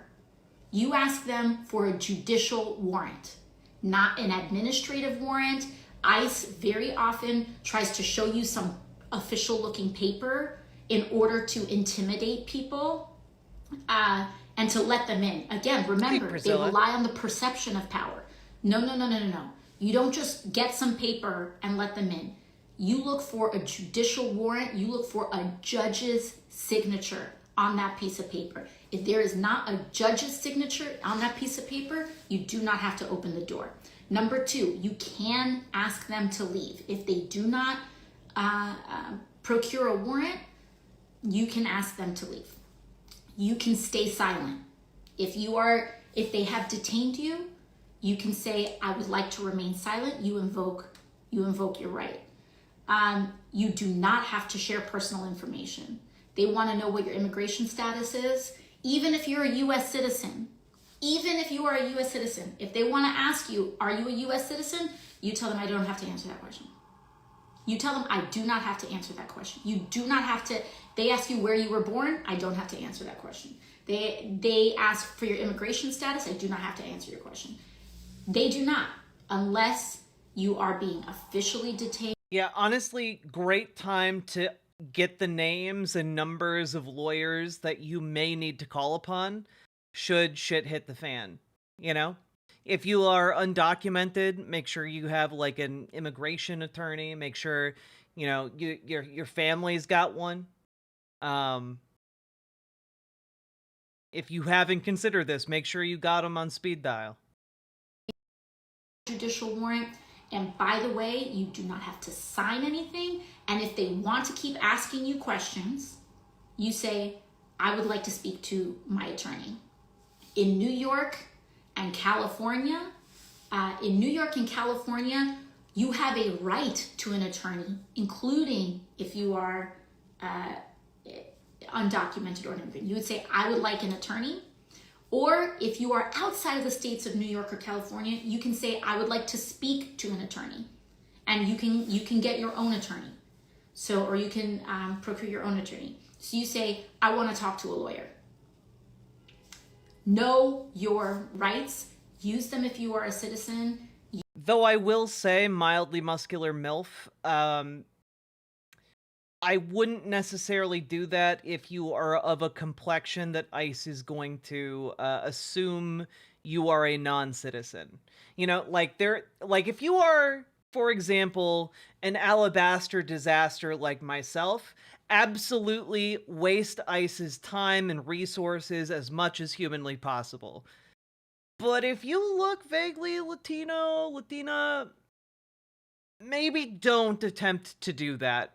Because they have and are likely going to continue to try to deport actual US citizens from the United States. So, just signing off on that, but like, make sure you're in a safe position to do that.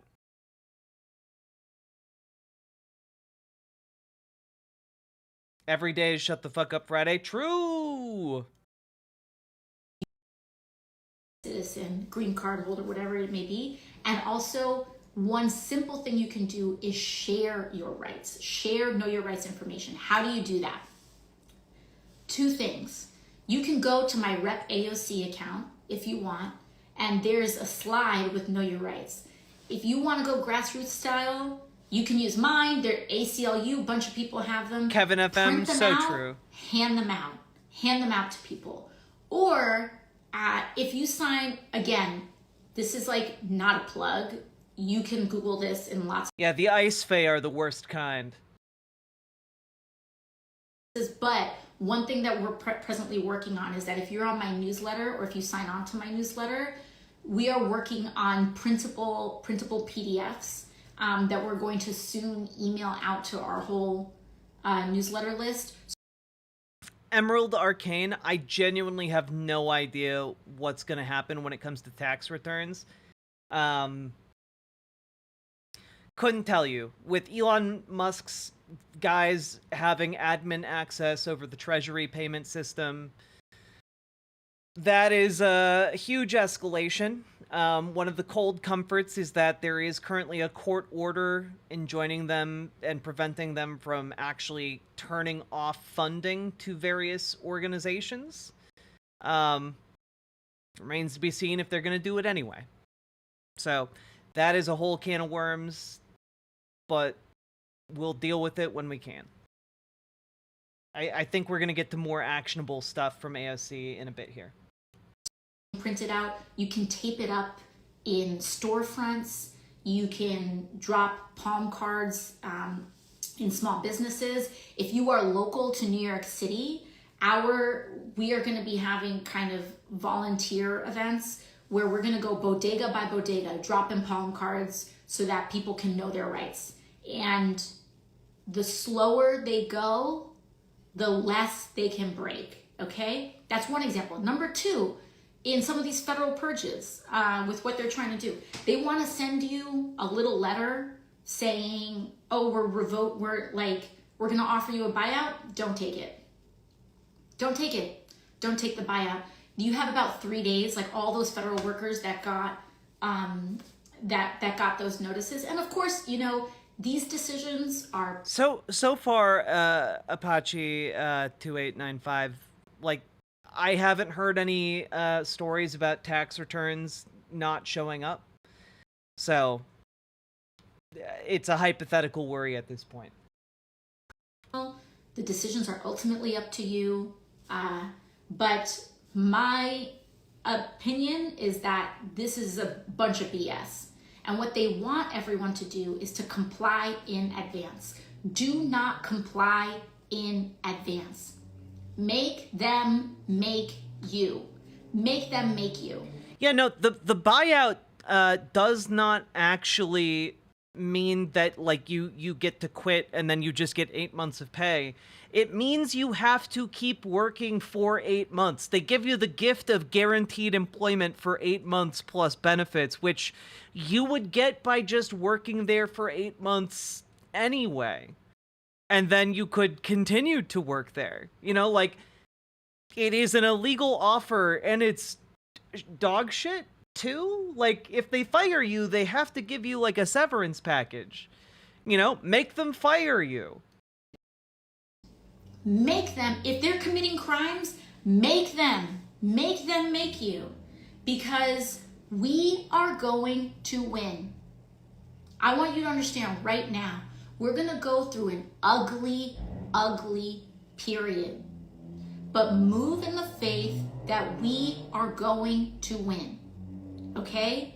It is, nobody knows what is going to happen between now and then, but winning and prevailing is a decision. It is a choice. It's not, oh, what's going to happen? I don't know what's going to happen. It's, what am I going to dedicate myself to? And so it can be actions small, it can be actions large. I'm giving you a small action, a tiny action. If you are exhausted and you don't have any energy at all, the one thing I want you to do is to look up your rights, for you to know your rights in case ICE shows up to your workplace. Just Google it, understand it, practice it, go on Rep AOC. If you have no energy at all, just do that. Just Google your rights. Memorize your rights. Get them locked into your noggin so you know exactly what cops can and can't do. Okay? Exactly what ICE agents can and can't do. All right? Now, I would also say, if you do memorize them, share that information with other people. You know? Make sure everyone in your workplace knows. Make sure everyone in your building knows. You've got some energy, if you're itching to mobilize and you're in a community like mine, pick up some palm cards or print out some stuff on your own and take it to a local bodega and say, hey, can I post this up? Okay? Excellent idea. That's level 2, right? There are actions you could take at every level. If you want to do even more, there are community organizations that you can engage in. We need to be little grains of sand in the large gears of this machine. And so please do not fall for the illusion or the lie that any action is too small. There is no action too small. In fact, because there are so many of us, when millions of people... What time is it here? It is about 8:30 in the morning. Tiny things, we can disrupt these systems, okay? So those are 2 key things. Now, let's level up. Let's zoom out a little bit in terms of what else we can do. Well, Donald Trump did something very interesting. In case, in order for us to understand the political landscape, Republicans didn't just win the White House, as we know. Republicans also won majorities in the Senate and majorities in the House. And what is happening right now is that Republicans are rolling over. You know, people are saying, where's Congress? Where's Congress? Congress, I'll get to Democrats in another section here, but Congress itself, the reason Congress as an institution is not doing anything is because Republicans hold the keys to both the House and the Senate. So if the House is going to do something, you need the Republican speaker to make the choice to do it. The Senate, if the Senate is going to do something, the Senate has a Republican majority that holds the keys to that as well. So there are two strategies that we have in terms of the Senate and in terms of the House. I'm going to start with the House. The House has 435 members, but the Republicans won the majority, but that majority is very, very slim right now. I think it's about 4. I believe it's a majority of about 4. Even with 4 Republicans making the difference between a Democratic House and a Republican majority House, Donald Trump still decided to appoint several of them to his administration. Which is not something you would do if you were competent. It is not something you would do if you were a smart man. You would not erode your already thin majority and whittle it down to 2 seats for no reason. Dramatically reduced temporarily the Republican majority, the voting majority in the House. Those people that he appointed are tried to appoint Matt Gaetz, but Matt Gaetz resigned when he was named, when Donald Trump was going to appoint him, and then the Senate blocked it. But still, there's a vacancy in Matt Gaetz's seat. There's a vacancy in Representative Waltz's seat. Morning, Zennies. And there's a vacancy here in New York with Elise Stefanik's seat. This is maybe one of the most interesting parts of her video, by the way, of this update. And I personally appreciate her getting into the nitty-gritty here because it makes me excited. It makes me feel like, oh shit, there's work we can do here, folks. There's work we can do. Those seats, Waltz and Gaetz, are in the state of Florida. And they are strolling their way to a special election. Now, that special election, I believe, is happening on April 1st in the state of Florida. We need to have a show of elevated numbers. We should have a show of elevated numbers in those 2 special elections. Now, people are going to say, oh, she's sending you on a wild goose chase. These are strongly Republican districts, but Washington and decision makers often look at the margins of these results to try to glean how people are feeling in this time. And first and foremost, the level of breakneck speed and not just speed, the level of just breaking that this administration and that Elon Musk is doing right now does have the power to transcend party. It does have the power to transcend party. And if a historically 30 plus Republican seat, if a seat that normally goes to Republicans by 20 points or 30 points, then goes to Republic, even if they still win, if it goes down to 10 points, they know that they are in deep trouble. And why does that matter? Because a lot of these people only respond to one thing, which is whether they can hold on to power or not. And one of the reasons we're in this situation is because a lot of Republicans were more afraid of a primary election, losing a primary election, than they were in actually advocating for their people. And if you want evidence for that, just know that these Medicaid cuts that they're going for are actually going to affect rural Americans some of the most. Some of the places that vote the reddest stand to be hurt the most by what Republicans are trying to do. Yeah, again, not something that you would do if you were a competent fascist. The people we are fighting against are stupid as shit. And that is maybe a cold comfort, but also it generally means that they aren't that good at wielding power, which only benefits us, really. Understand, we're talking about rural hospital closures, we're talking about all sorts of infrastructure, any of the basic services that a lot of rural communities who are already underserved, all these communities that are already underserved. So I'm not saying that getting in the game with these is going 100% to change the outcome. But it may, because we are in an unprecedented time. AOC is calling it an unprecedented time. I have called it by its true name. The cool zone. We're in the cool zone, folks, where anything is possible. And yes, horrors beyond our comprehension are very possible. But so are good things. Good things are also possible in the cool zone, like flipping a Florida congressional seat. That is in the cool zone, and that would indeed be very cool.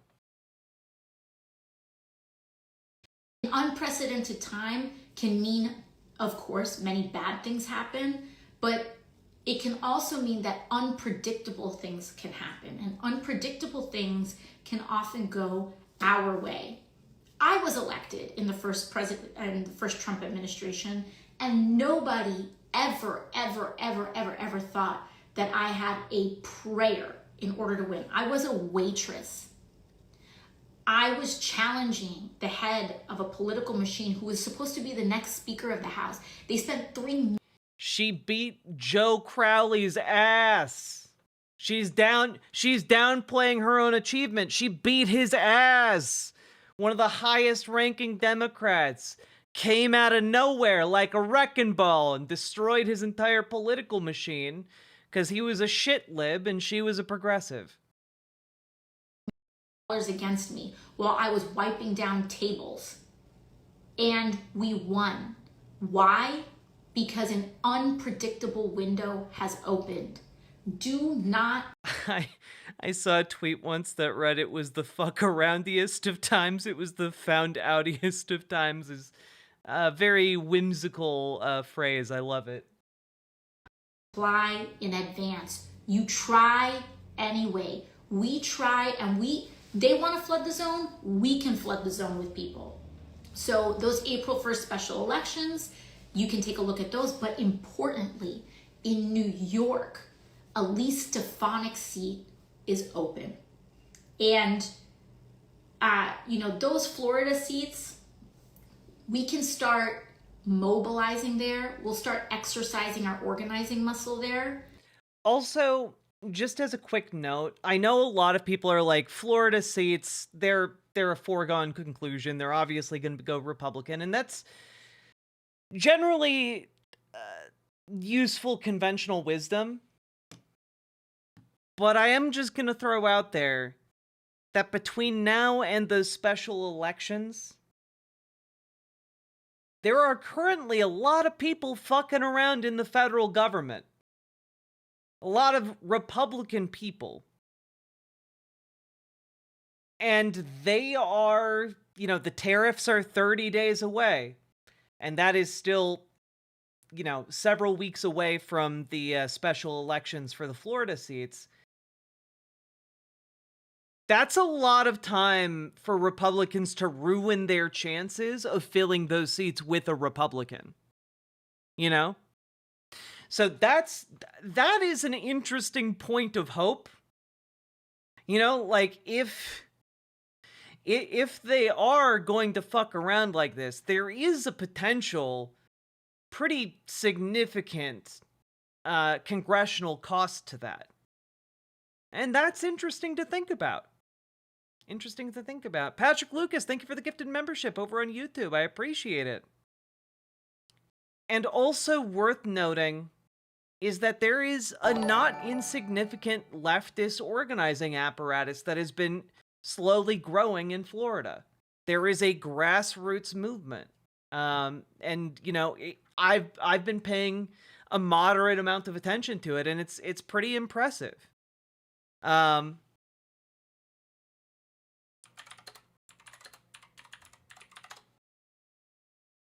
Yeah, Anna V. Escamani is one of the people I've been keeping an eye on for a while now, and worth keeping her on your radar, folks.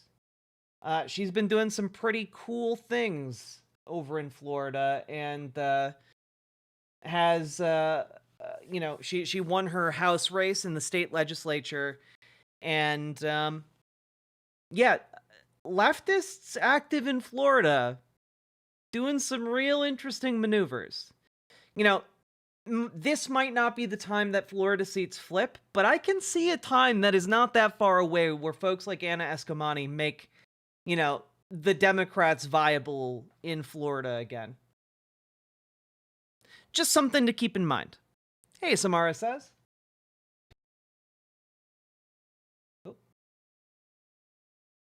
To build the larger infrastructure and power that we need, at least in advance. You try anyway. We try, and they want to flood the zone, we can flood the zone with people. So those April 1st special elections, you can take a look at those. But importantly, in New York, Elise Stefanik's seat is open. And that right there made me gasp while I was running, and not because I was out of breath. Because honestly, if we're in the cool zone, a zone that makes Florida seats potentially winnable, maybe, in a way no one could possibly see coming, then Elise Stefanik's seat in New York, that one we could win. And maybe that'll be one of the things I bend this community towards as that election gets closer. Because there's genuinely a shot that we could fill that seat with a Democrat, which would then mean that even were all of those seats filled, they would only have a 3-member majority in the House. And that would be pretty good. That would be a major improvement over a 4-seat lead in the House. And, you know, those Florida seats, we can start mobilizing there. We'll start exercising our organizing muscle there. But we're doing that in order to build the larger infrastructure and power that we need. Elise Stefanik's seat is going to be open, and there's going to be more time. Yeah, Ember Brains, my guess is that they are going to try to mess with Medicaid whenever the budget comes up. And I do think that that is going to be a major fight between Democrats and Republicans. I think that they will take a stand against the blatant looting of Medicaid. I know that currently there are, you know, relatively liberal Dems who are like kicking around the idea of simply not going and refusing to vote on the budget because Republicans need Democratic votes in order to pass that budget. So, it could turn into a pretty big game of chicken over it, frankly. And honestly, the way things are going right now, Democrats might be willing to just be like, yeah, shut the government down. Until you stop wanting to cut Medicaid, shut the government down. It's that special election is not happening on April 1st. And so what that means is that New Yorkers, we can focus on the special election for Elise Stefanik's seat. And we can go for it, okay? We can go for it. We need to try. I'm talking about this time is crazy. We need to jiggle every damn door handle in this place to see what opens up. I don't want to hear, oh, we can't do that. Oh, that's impossible. That's called consenting in advance. So when your mind says it's all over, like we might as well, no. You are consenting in advance. Don't do that. It's one of the reasons why I'm like, hey, chat, don't doomer, because doomering is just admitting defeat. You're just saying, oh, well, we can't possibly make a difference, so I'm not even going to try. And then you don't try, and they win. That's how that works. You consented to their rule in advance. Consent in advance. Do not be discouraged in temporary defeats. We keep going anyway. Do it anyway. When we are relentless, they will fatigue. They will fatigue. They can only hold this up for so long. Jack, you're not screaming aimlessly into the void. Just joined the Labour Party, equal stems in Australia. Don't like 'em, but I'm gunning for change, raised fist. Hell yeah, Patrick Lucas. Love to see it. Thank you for getting involved in your local politics. Let's go! And thank you for being a member for the past 7 months. I really appreciate the support. Draw them out. Draw them out, okay? Yeah, draw them out. Like, you know, the King of Gondor at the end of Return of the King. You know, like Aragorn, son of Arathorn. Draw them out. Draw them all out. So we can mobilize electorally, we can mobilize in community organizing, whatever your calling is. Because also, folks, when you draw them out, they do not have the people to fight on all of those different fronts at one time. They don't have the people. We do. We can fight on a myriad, on a plethora of different fronts that they are incapable of meeting us on. People don't like electoral organizing. Then I want you to be running a Know Your Rights training. Or I want you to be sending out palm cards. Or I want you to be Googling your own rights, depending on your energy level. But electorally, we need to go get them, okay? These special elections are opportunities. And I'm not just talking about federally. It is time for us to kick up state legislatures, okay? Iowa just had a special election. That district was supposed to be Republican plus 20 something, and they lost it. This was supposed to be a community. It went 20 or 30, it went double digits to Trump. They lost the special. Do not say things are impossible in this time, okay? We jiggle in this house, we jiggle every door handle to find an opportunity. Because we're in the cool zone, baby. In the cool zone, you look at every opportunity that comes your way. 100 times sometimes to make one work, it's worth it. It's worth it. All right? Do I have to go out and do stuff? Yes, you have to go out and do stuff. Or at the very least, if you're going to be online at home, you still got to do stuff. You got to do stuff just online. You know, things like attending meetings for your local DSA, you know, making online training tools so that undocumented folks and documented folks both know their rights should ICE show up. You know, do different projects, you know. Make sure you're not just posting on Twitter. Make sure you're doing something a bit more proactive with preferably a group of people. That's one. Now, what are Democrats doing? So those are some things on what you can do. Now let's talk about what are Democrats doing. Democrats.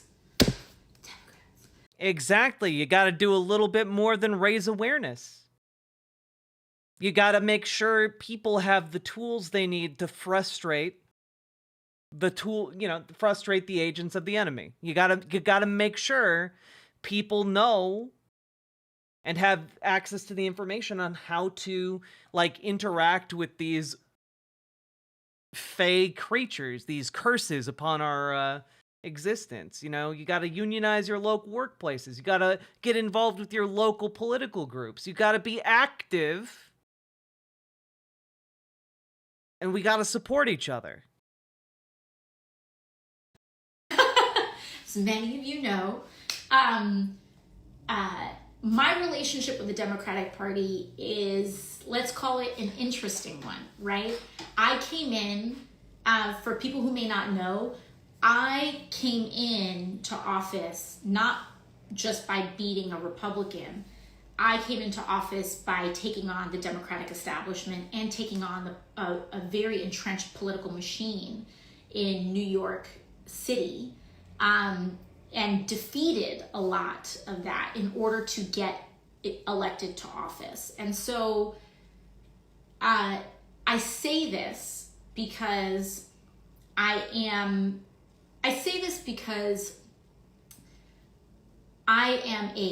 an elected Democrat in Congress, but also I have I think sometimes a certain independent or little bit of a removed perspective in order between examining how the party is operating and also my direct relationship to the people. And so I've always kind of had this in the middle type of relationship, and it's always awkward, right? I'm an elected official, so everyday people, it's a different kind of relationship, but also I'm also viewed with skepticism sometimes within my own party, or sometimes historically even hostility from my own party. But at the end of the day, that's I'm here, and also on top of that, I don't accept any lobbyist money. I am financed by everyday people, and the average donation to my campaign is $16, $20, depending on the day. And so that also means that I am not as attached to lobbyist influence, and also just kind of the traditional ways that Washington works.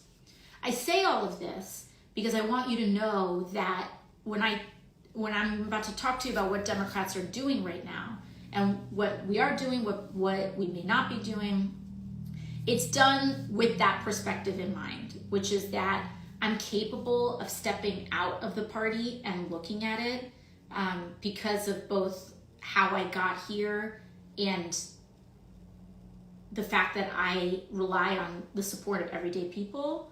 But also, it's also, though, in my communications with you all, I do have a level of insight where I can share with you what I see going on. And so there's two sides to this coin.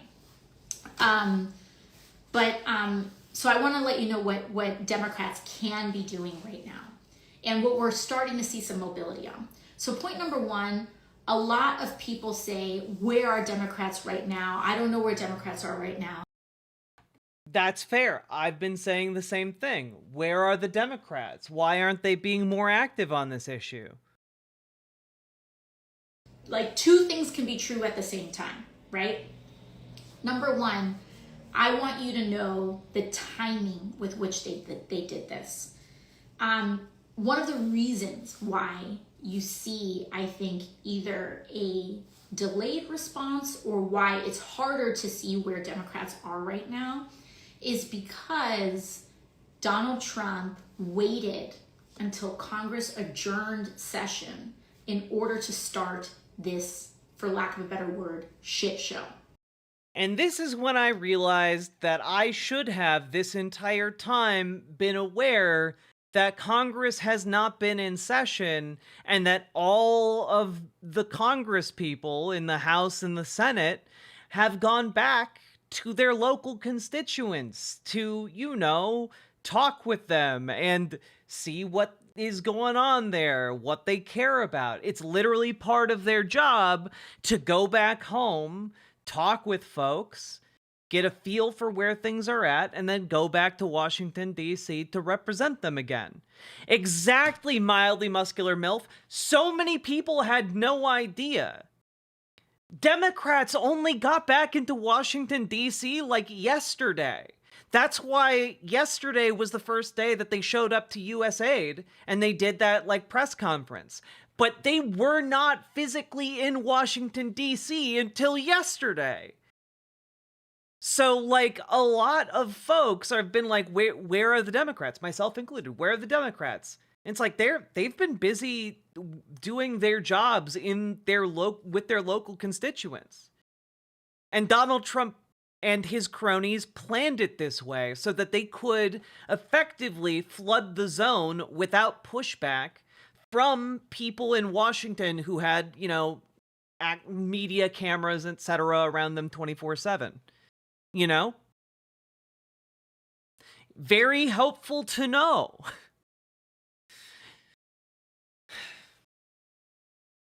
And so literally what happened is that Congress is in session for votes, and then they adjourn session in order to go back to their communities, do town halls, do like tours and stuff like that.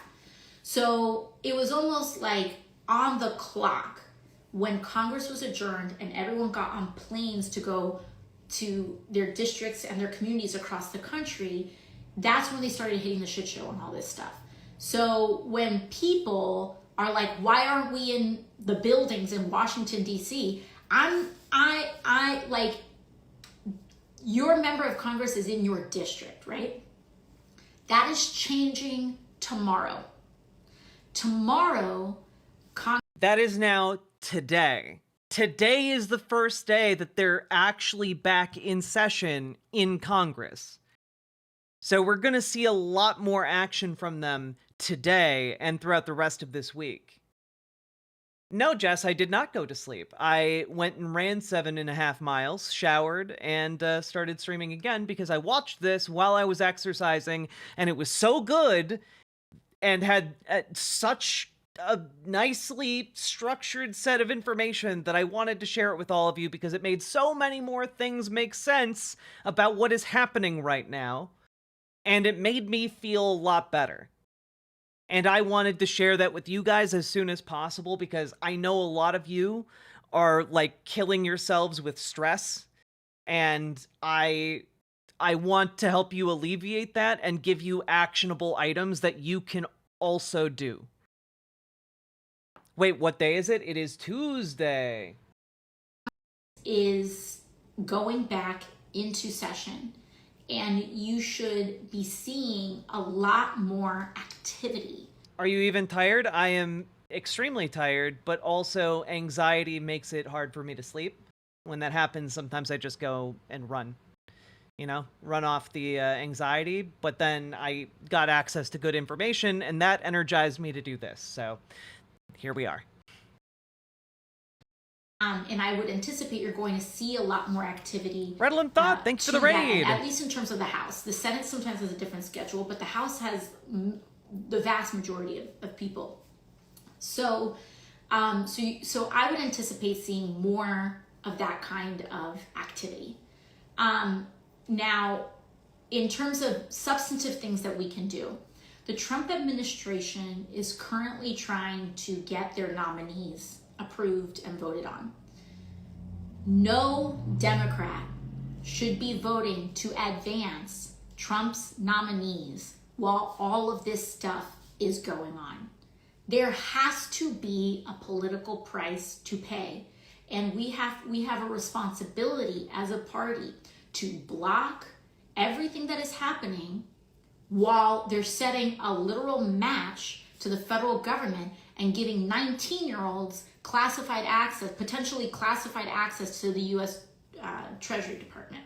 So we need to start blocking every single procedural advancement on the Senate side in order to do that. And I'm not gonna lie, hearing an actual sitting member of Congress acknowledge that this is something that they need to do and acknowledge the scope and breadth of this problem really helps me to feel a lot better. really helps me to feel like we are less kind of on our own than we've been assuming the past several days.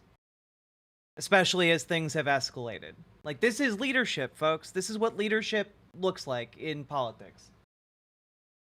Need to be a pain in the ass.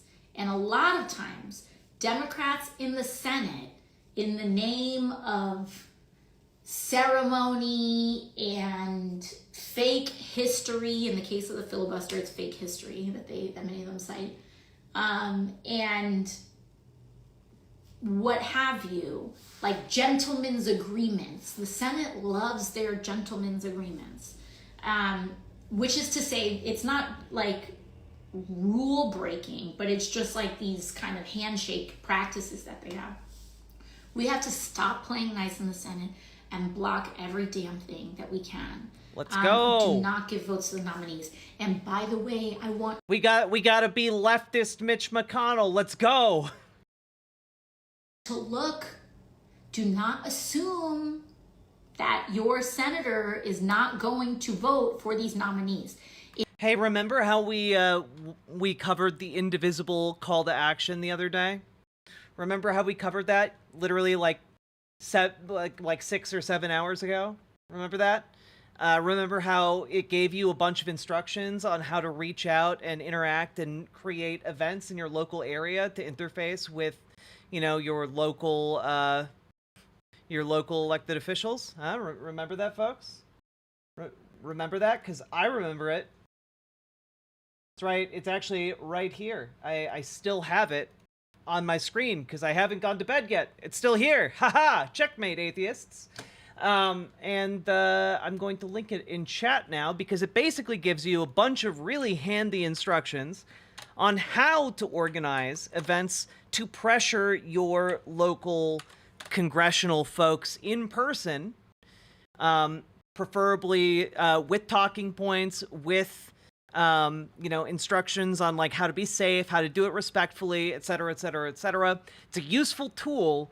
Get several people together and make it happen, because there are going to be Democrats who are feckless, who are spineless, and need people knocking on their door saying, "Hey, we want you to have a spine," constantly, day after day, for them to actually grow one. So, like AOC is saying, do not assume that because you have a Democratic representative, a Democratic senator, etc., that they are going to vote in lockstep with the priorities of the, more progressive wing of the party, right?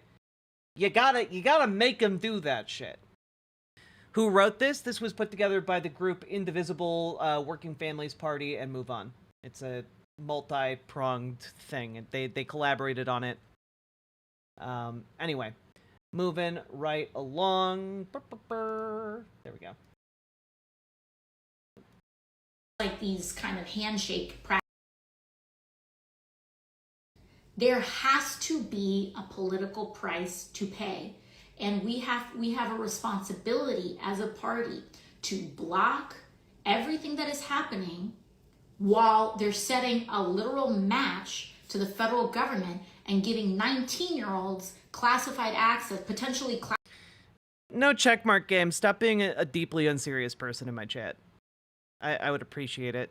I want democracy in the workplace. I want workers to own the means of production, but like you're being silly about it. The U.S. Treasury Department. So we need to start blocking. I'm based out of the Midwest, Roxanne Epstein. Procedural advancement on the Senate side in order to do that. And we need to be a pain in the ass. And a lot of times, 95% of activism is just organized bullying of politicians, okay? And you can organize and bully politicians from DSA, from the Working Families Party, or from, your local anarchy groups, okay? Like, do it with whatever group you can, but make sure it's effective. I want your activism to actually have results as opposed to just make you feel good. That's my priority.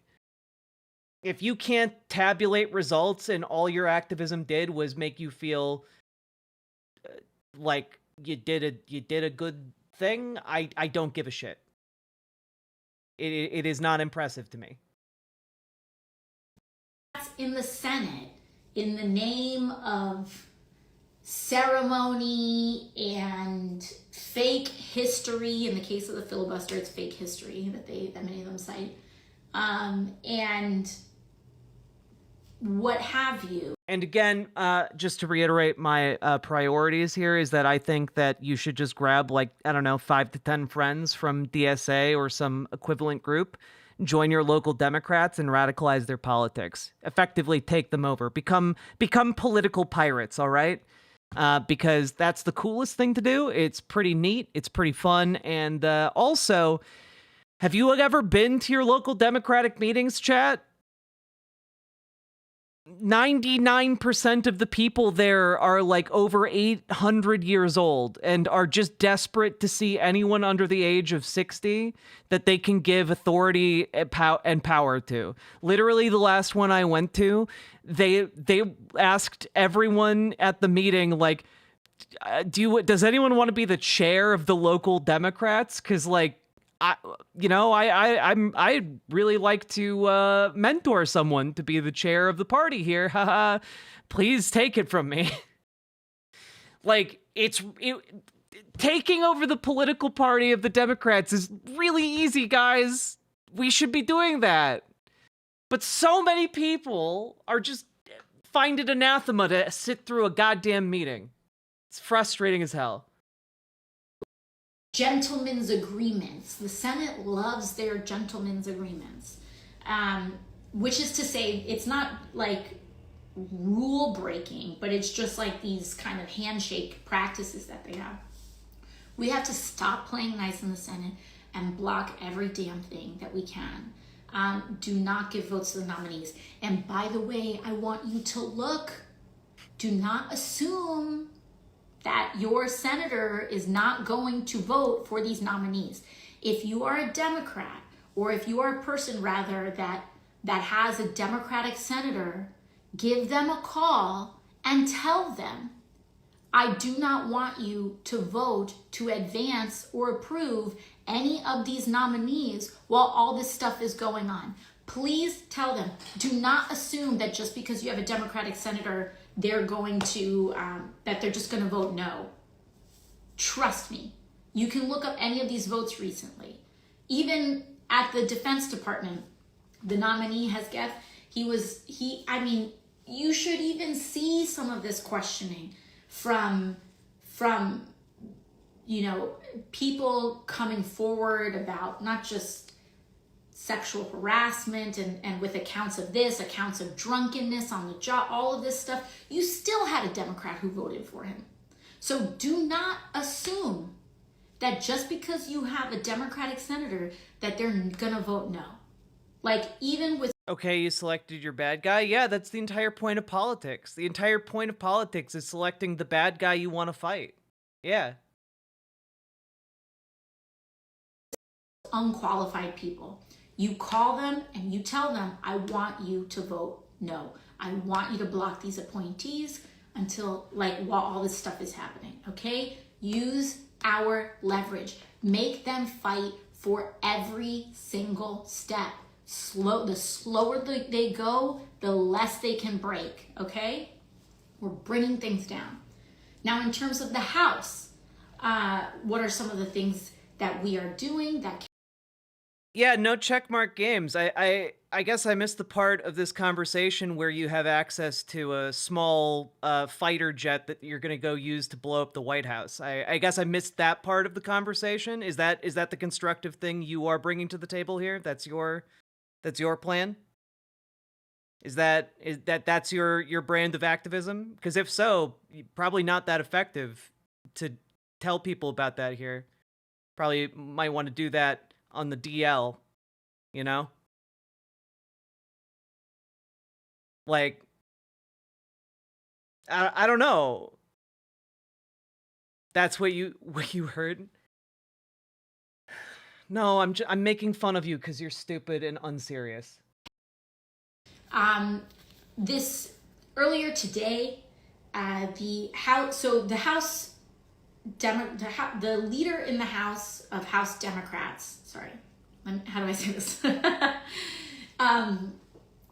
The leader of Democrats in the House is a gentleman from Brooklyn known as Hakeem Jeffries. He is the House Minority Leader, the House. And he sucks ass.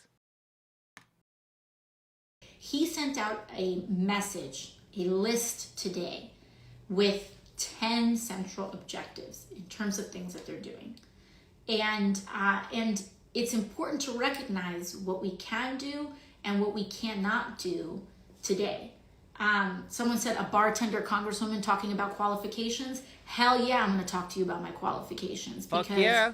I know what it's like to be a working class person, and I got elected as the youngest woman in American history to Congress with my knowledge. I mean, I guess let me know when voting starts doing something, says someone who ostensibly wants democracy in the workplace. Jesus fucking Christ. Oh my God. All right. I'm gonna stop getting distracted by obvious Fed posting in chat. All right. Organize and connect with my community. So when any one of these people can win an election with that kind of a background and you don't take lobbyist money, then you can give me a call. But until then, these people are seem to be apparently having 3 martini lunches thinking that they can run and command the respect of the Defense Department. So give me a break. Anyways, back to regularly scheduled programming. The leader of House Democrats is Hakeem Jeffries. He sent out a kind of a bulletin today with 10 objectives. Now, remember that theme that I brought up earlier today, divide and conquer. So we're not going to get overwhelmed. We are going to educate ourselves on who is in charge of what, okay? So one thing that we expect to see, and that we expect to see is that House Democrats and legislation is going to be advanced this week to implement mechanisms to help block some of this infiltration that we're having at the U.S. Treasury Department. Also today. And I'm not gonna lie, I deeply hate Hakeem Jeffries for a wide variety of reasons, right? However, it is nice to know that even though he sucks butt, he is prioritizing different mechanisms to put a stop to what is happening in the Treasury. That has been a deeply underreported story that is quite literally apocalyptic in nature if that meddling continues. Preview, there were some Democrats that are the heads, the Democratic chair, or not chairs, but what is known as the number 2 ranking members. So just so you know, in the House, the reason why who has majority control of the House matters is because the party with majority control. Good morning from the Dono Ghost. Ooh. The Dono Ghost so early. Whoa! Cannabo Brex, thank you for the $5 dono. I appreciate it. The committees. So it's not just that you have more votes, it's that Republicans will control all the legislation that comes to the floor. Republicans control like all of this stuff. So people are saying, oh, Dems will not pass stop. Please understand, again, do not consent in advance. When Republicans have a majority that is this big. Yeah, let me put it this way. I guess, if Hakeem Jeffries is at least going to do something about the guy who's throwing Hitler salutes, critical support and all that. Now, about 2 people. Those 2 people that need to win re-election really, really care about being re-elected, okay? So if we put pressure on, I can name one of them right now in the state of New York. We have Mike Lawler in Westchester County. This is a district that was won by Joe Biden. This was a district that was carried. There are Republicans Republican House members that are in districts that Joe Biden carried in 2020. These are districts with enough Democrats in them and enough people who vote Democrat in them that they can be unseated, okay? Those people do care about what you think and how pissed off you are. Yep. So if you can get you don't need to get 100 Republicans to do something. You can put enough pressure on 4 or 5. And again, because again, we only need to get like at most 4 to vote against Republican priorities. We only need to get 4 of them. We don't need 100 of them. Issue is not about Democrats or Republicans. This is about our country, y'all. Like, this is not, listen, I have ideas and I have principles that I feel very strongly about. Yeah, I believe every American should be guaranteed healthcare in this country. Sue me, okay? Like, oh wow, I believe that people should have a living wage. Oh no, fine. Like, recoil in horror at my big crazy ideas that people should be alive and cared for in this country, fine. But this is not that.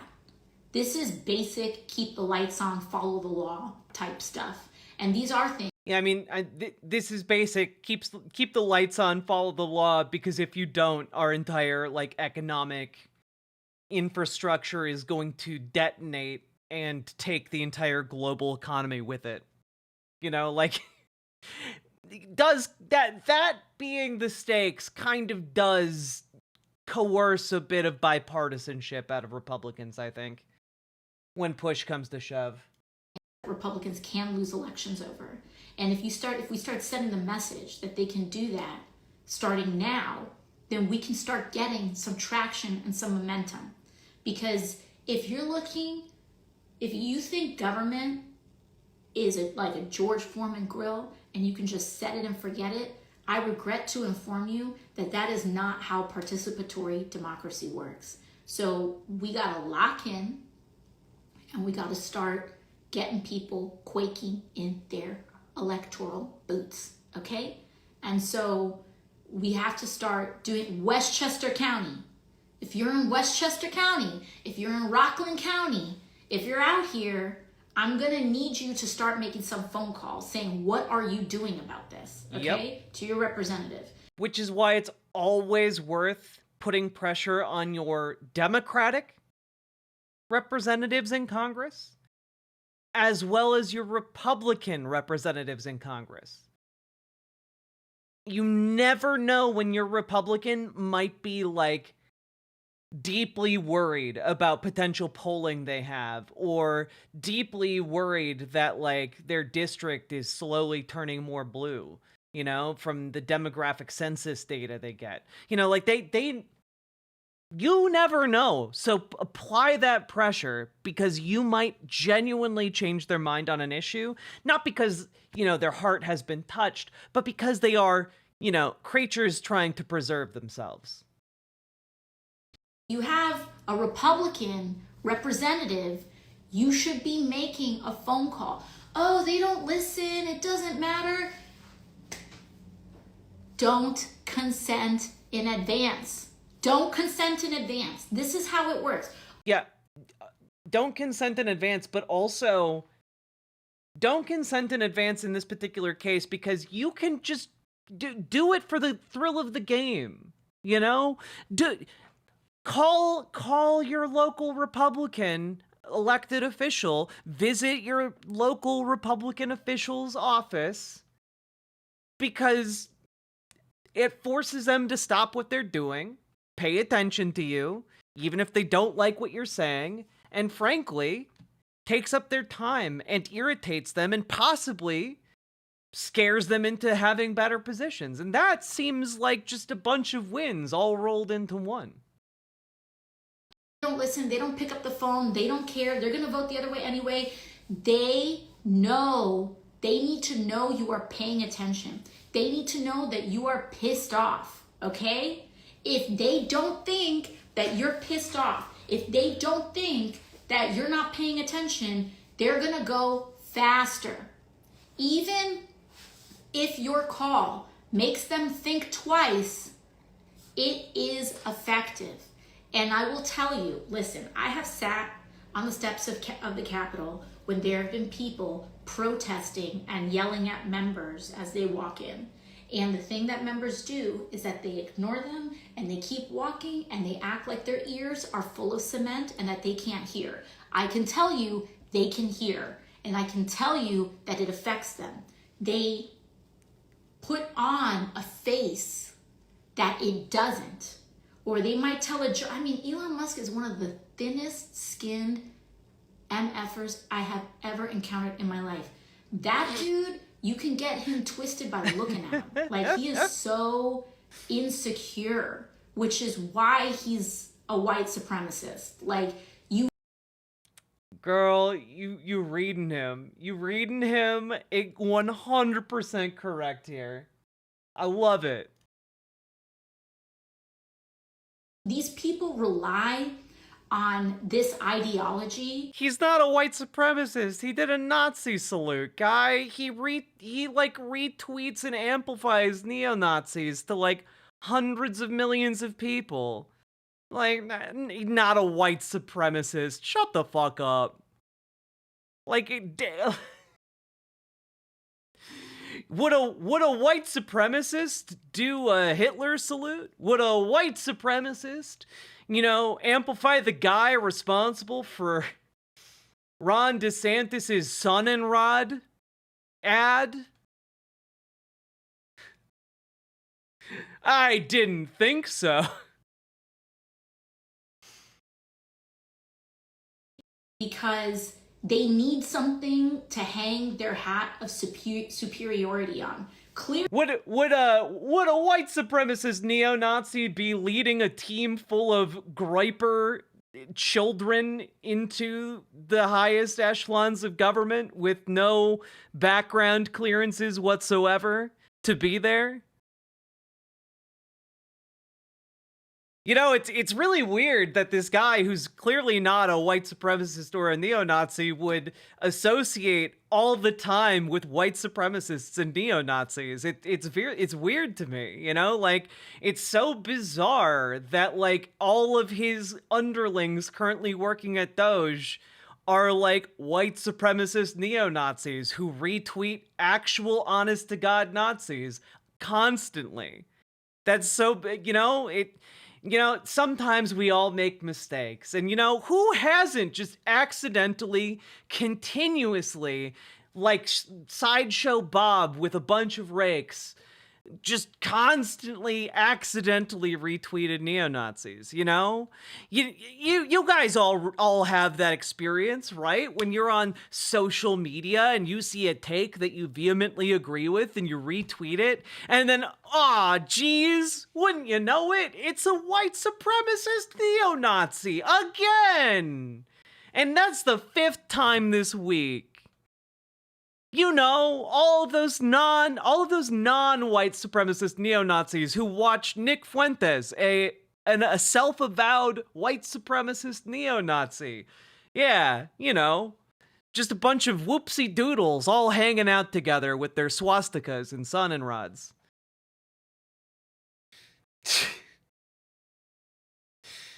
God.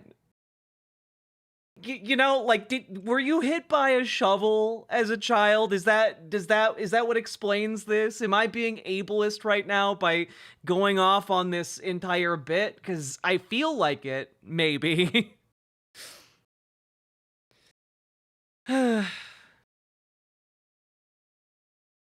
recall someone saying you should bother/bully the people who work at a congressman's office. Do you think that's an effective strategy? Yeah, but, you do it politely. Like organizing to apply political pressure is just, organized bullying of politicians. Like that's what that is, right? But if you're going to go to their office to actually talk to the people who work there, you have to be polite. You have to be firm with why you're there and, what ideals you represent, but you have to be polite.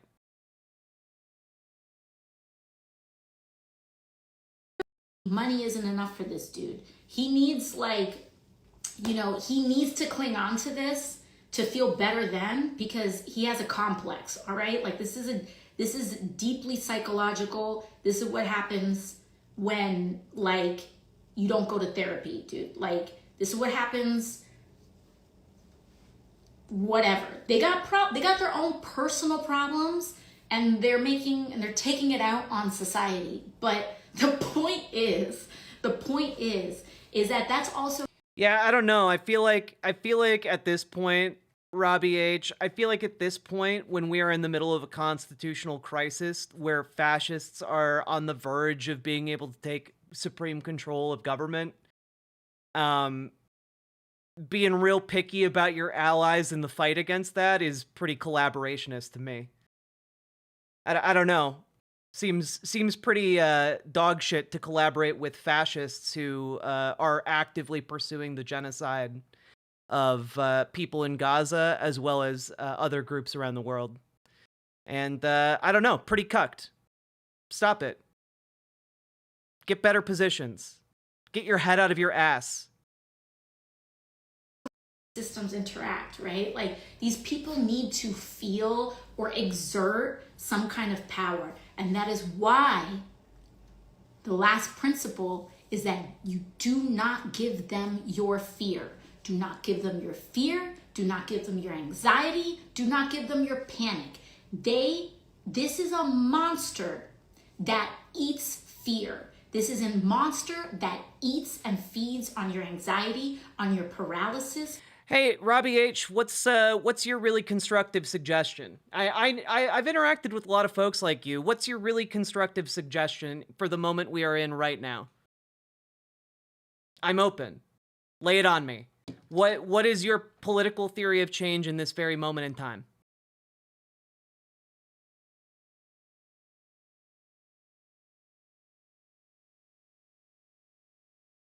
No, I'm asking you for your political theory of change right in this moment, right now. What are you suggesting we do to fix the problems that currently beset us? How do you fix the constitutional crisis right now? No, the constitutional crisis we're in right now with the fascist currently in charge of the United States with control over the Treasury system. Yeah, but you're not understanding my question. How are we fixing what we're doing right now? With Elon Musk, with unilateral control over the Treasury system that directs trillions of dollars annually, and very specifically is circumventing the powers granted to Congress by the Constitution. So I'm asking you right now, what are you proposing we do? Because if you're not going to be constructive right now in this moment, you are not adding anything to the conversation outside of stroking your own ego until you come all over chat. So give me something. What is your plan right now to fix the current situation that we are currently talking about dealing with?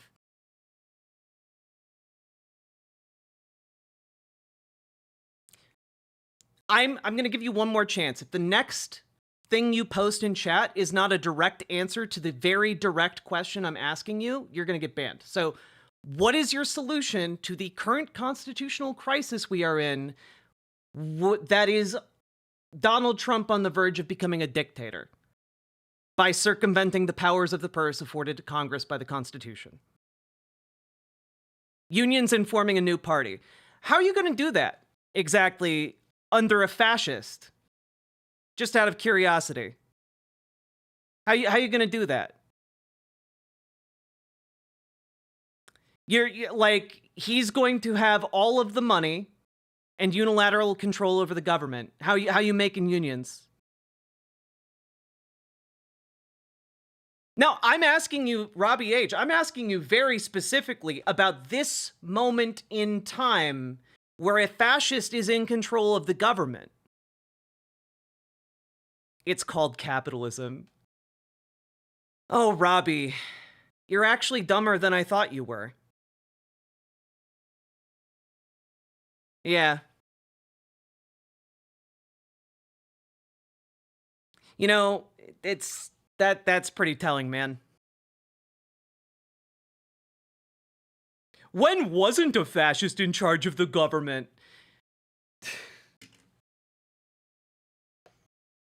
Yeah, words just don't mean anything, I guess. Yeah. Words, words don't mean anything. It's not like there's entire essays on fascism that one could peruse. It's not like there are entire books written about this subject that might elucidate this moment in time. Was Biden a good guy to you? No, he was a neoliberal, which is different from being a fascist. You might understand if you knew that words meant things, actually. I'm a socialist. Biden was never a good guy. He committed genocide. He did. And now you know what? Donald Trump is going to commit a genocide, and it's going to be much worse.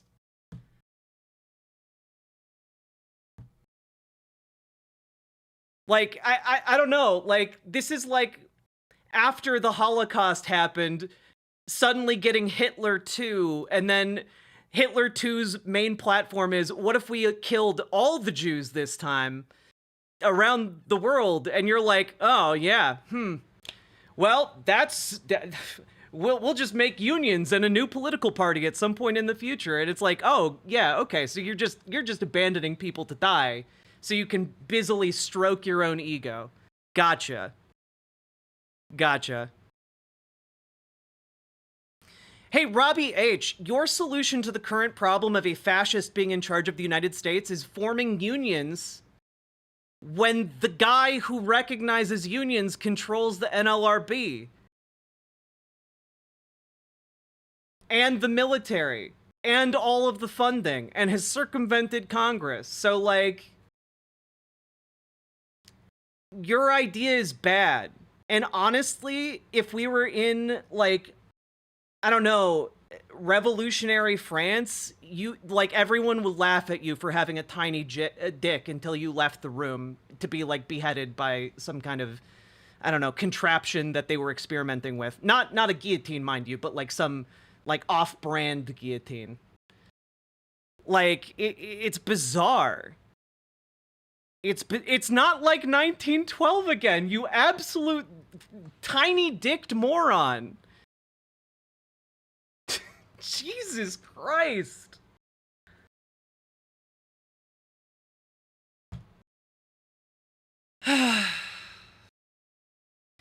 You know, I don't believe that the suffering of human beings actually matters to you. I think you care more about virtue signaling than you do about actual constructive organizing. And I know that because I organize people. I've been organizing people for political causes for years now. And people like you don't do shit. You talk about forming a new political party every 4 years, and in the intervening amount of time, you do exactly dick. You do dick. And then you're like, well, what if we had a new party? And then you do dick about it for 4 years, and you're, what if we do a new party? Dick. New party, dick. New party, dick. Like, that's what you guys do, man. And you want to know the saddest part about the kinds of political parties you guys attach yourselves to? They're less successful than the fucking libertarians. And the libertarians are jokes every single time. And then when we actually have a crisis, right? When we actually have a crisis, there are mass deportations, there are concentration camps being built in the United States, there's genocide ramping up in different corners of the world under the purview of the, U.S. government. When we actually have a crisis and we're trying to figure out how we can actually fight against that, your brilliant contribution is, what about party, dick? Like, it's the same thing. Get a new song. Get new material. Boo! God, if this was a stand-up comedy show, people would boo you until you pissed yourself on stage. That's the entire, amount you contribute to any kind of political conversation. When I ask you, well, okay, what's your solution to the current problem we're in? You're like, well, what if we time traveled to 4 years ago and did something different? But the issue is you're never willing to do something different now. You never actually show up to organize now. You guys are not serious. And that's the most infuriating part. about people like you, because I actually have respect and have worked alongside people who do take your position seriously. And you know what? They're cool as shit. But people like you don't do anything. It's just a virtue signal. It's just so you can act holier than thou. And you know what? I don't have time for that.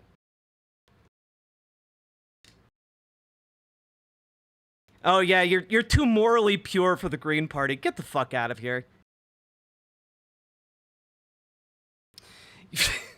What if we made a new party, though, instead of the Green Party? Huh, guys? Who's with me? 4 years from now, shows up with 3 people. This is my new political party! Wonderful theory of change there, by the way. Let's get back to someone who's actually serious about organizing people to prevent, you know, the catastrophic implosion of the country and, by extension, the entire economic world. So let's take a look. Your fear, and that is what sustains them. Don't give it to Also, let's just one last thing. Seriously, the coolest option is to just take over the Democratic Party. That's the best. That's the coolest option. You show up, you radicalize a bunch of 80-year-olds or push them out of the party, take over your local, like, Senate district or whatever, and suddenly you have a bunch of socialists controlling the Democratic Party. That would be the coolest option. God damn it. Absolute useless, feckless turds. Hey, what if we just used all of our no money to make a new political party for 3 people? Wouldn't that be cool? Or, you know, you could, like, get 15 people together, take over your local Democratic Party, and actually, you know, get people elected and do shit in your local community. That'd be probably the coolest option, you know? The one that actually allows you to do things. Patrick Lucas, thank you for the gifted membership. I appreciate it.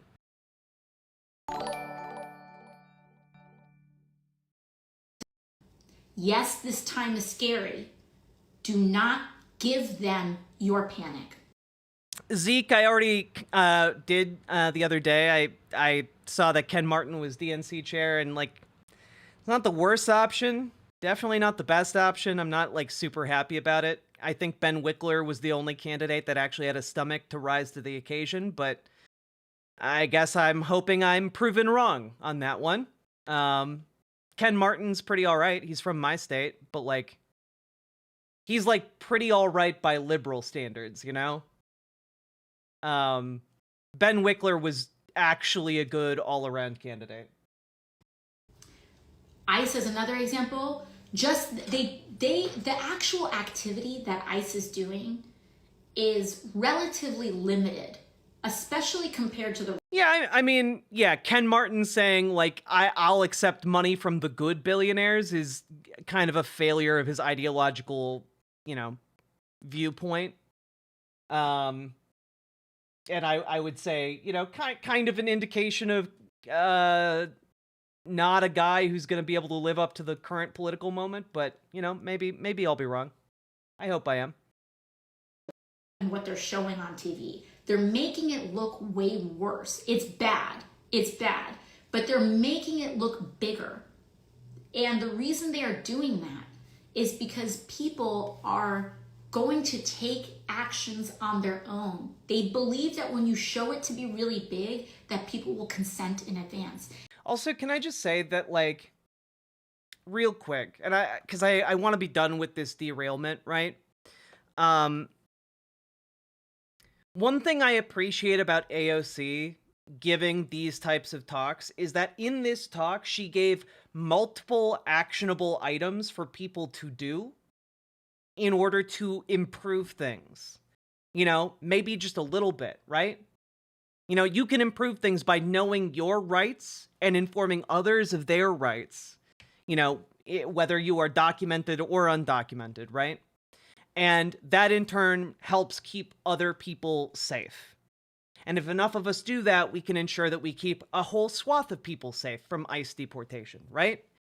And like that's just like one actionable item she gave. And like that is more than anything that the person who was posting in chat about how she's like a genocidal traitor or whatever has ever done for anyone in their local community. And she's able to put that out to, you know, millions of people. And it's like her doing an informational video achieves more than that person has Coffee ever money. done in their life for undocumented people everywhere. And it's like that's not even taking into account her actual career, you know?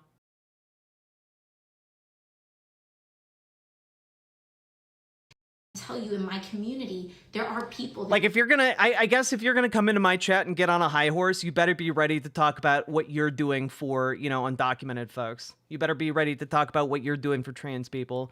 You better be ready to talk about what you're doing to, you know, end the fascist scourge of Donald Trump and Elon Musk. You know, what are you doing about the Sieg Heiling Nazis in the Republican Party, huh? So yeah.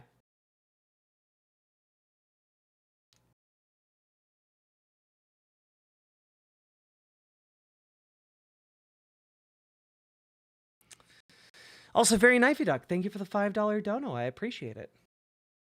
a heartbreaking fashion doing that. They are pulling their kids out of school. So our babies are not getting educated. They're pulling their kids out of school because they're scared. Keep your kids in school if you can. If you can. Live for life. Stop being insufferable. Please stop. This is your maybe final warning. Situation is different. Everyone's life is different. But if you can, keep your babies in school. You need them in school. There are people. I let me put it this way. I've been up for like 24 hours at this point. My tolerance for people being irritating as shit is gone. So proceed at your peril, I guess. That are already planning to pre-separate their family and leave their children. Yeah, and One-Eyed Gould, that's exactly why I talk about people needing to get involved in their local DSA, and if at all possible, use people from DSA to go and radicalize your local Dems. That way, you can have access to the resources of Democrats while using DSA to radicalize them. I feel like that's a win-win. And we should be pursuing that everywhere, as a matter of course, as a matter of strategy. Guardians here in the United States and the parents. Hell yeah, are One-Eyed choosing Gould. to leave, Keep up the fight. On their own volition. I'm trying to do it in because my the neck of the woods US, too. The law is such that they would have to wait 10 years in another country. And so they're saying, well, if I'm going to get deported, in order to avoid that, I'm going to leave on my own. I'm going to leave my baby here. And then when my baby turns 18, then we can try to reunite legally. And these are heartbreaking decisions that are happening. Absolutely heartbreaking decisions. But they are, you know, these are heavy, serious decisions that are happening in response to this image and this fear that they're trying to project out here. Brianna Arabia, thank you for the $2 super all chat. that is to say, do not give them your fear. Hey, Nindreen. On top of the things functionally, let's go back to what Democrats are doing. Another thing that Democrats are doing is that we are coordinating, right? We do not have majorities in the House and we do not have majorities in the Senate. Especially in the House, that means that our... Well, the thing is, I do think some kinds of third-party action can work. Notably, DSA. I think DSA does an excellent job being a functional and effective third party in America. To investigate, to launch investigations, etc., are very limited because we don't hold the gavels to the committees that would direct a lot of this legislation or investigations. And so what we can do is that we can partner across state and other sorts of governments. Merocat, you can make DSA what you want. So yes, you can absolutely introduce a motion to, or, you know, the idea, bring it up in the meeting and to have people vote on it.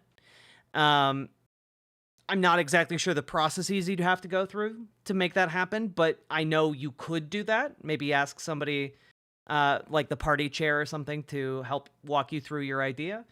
But also, people can attend DSA meetings digitally. So you can attend via Zoom, and that is one way to make it much more accessible.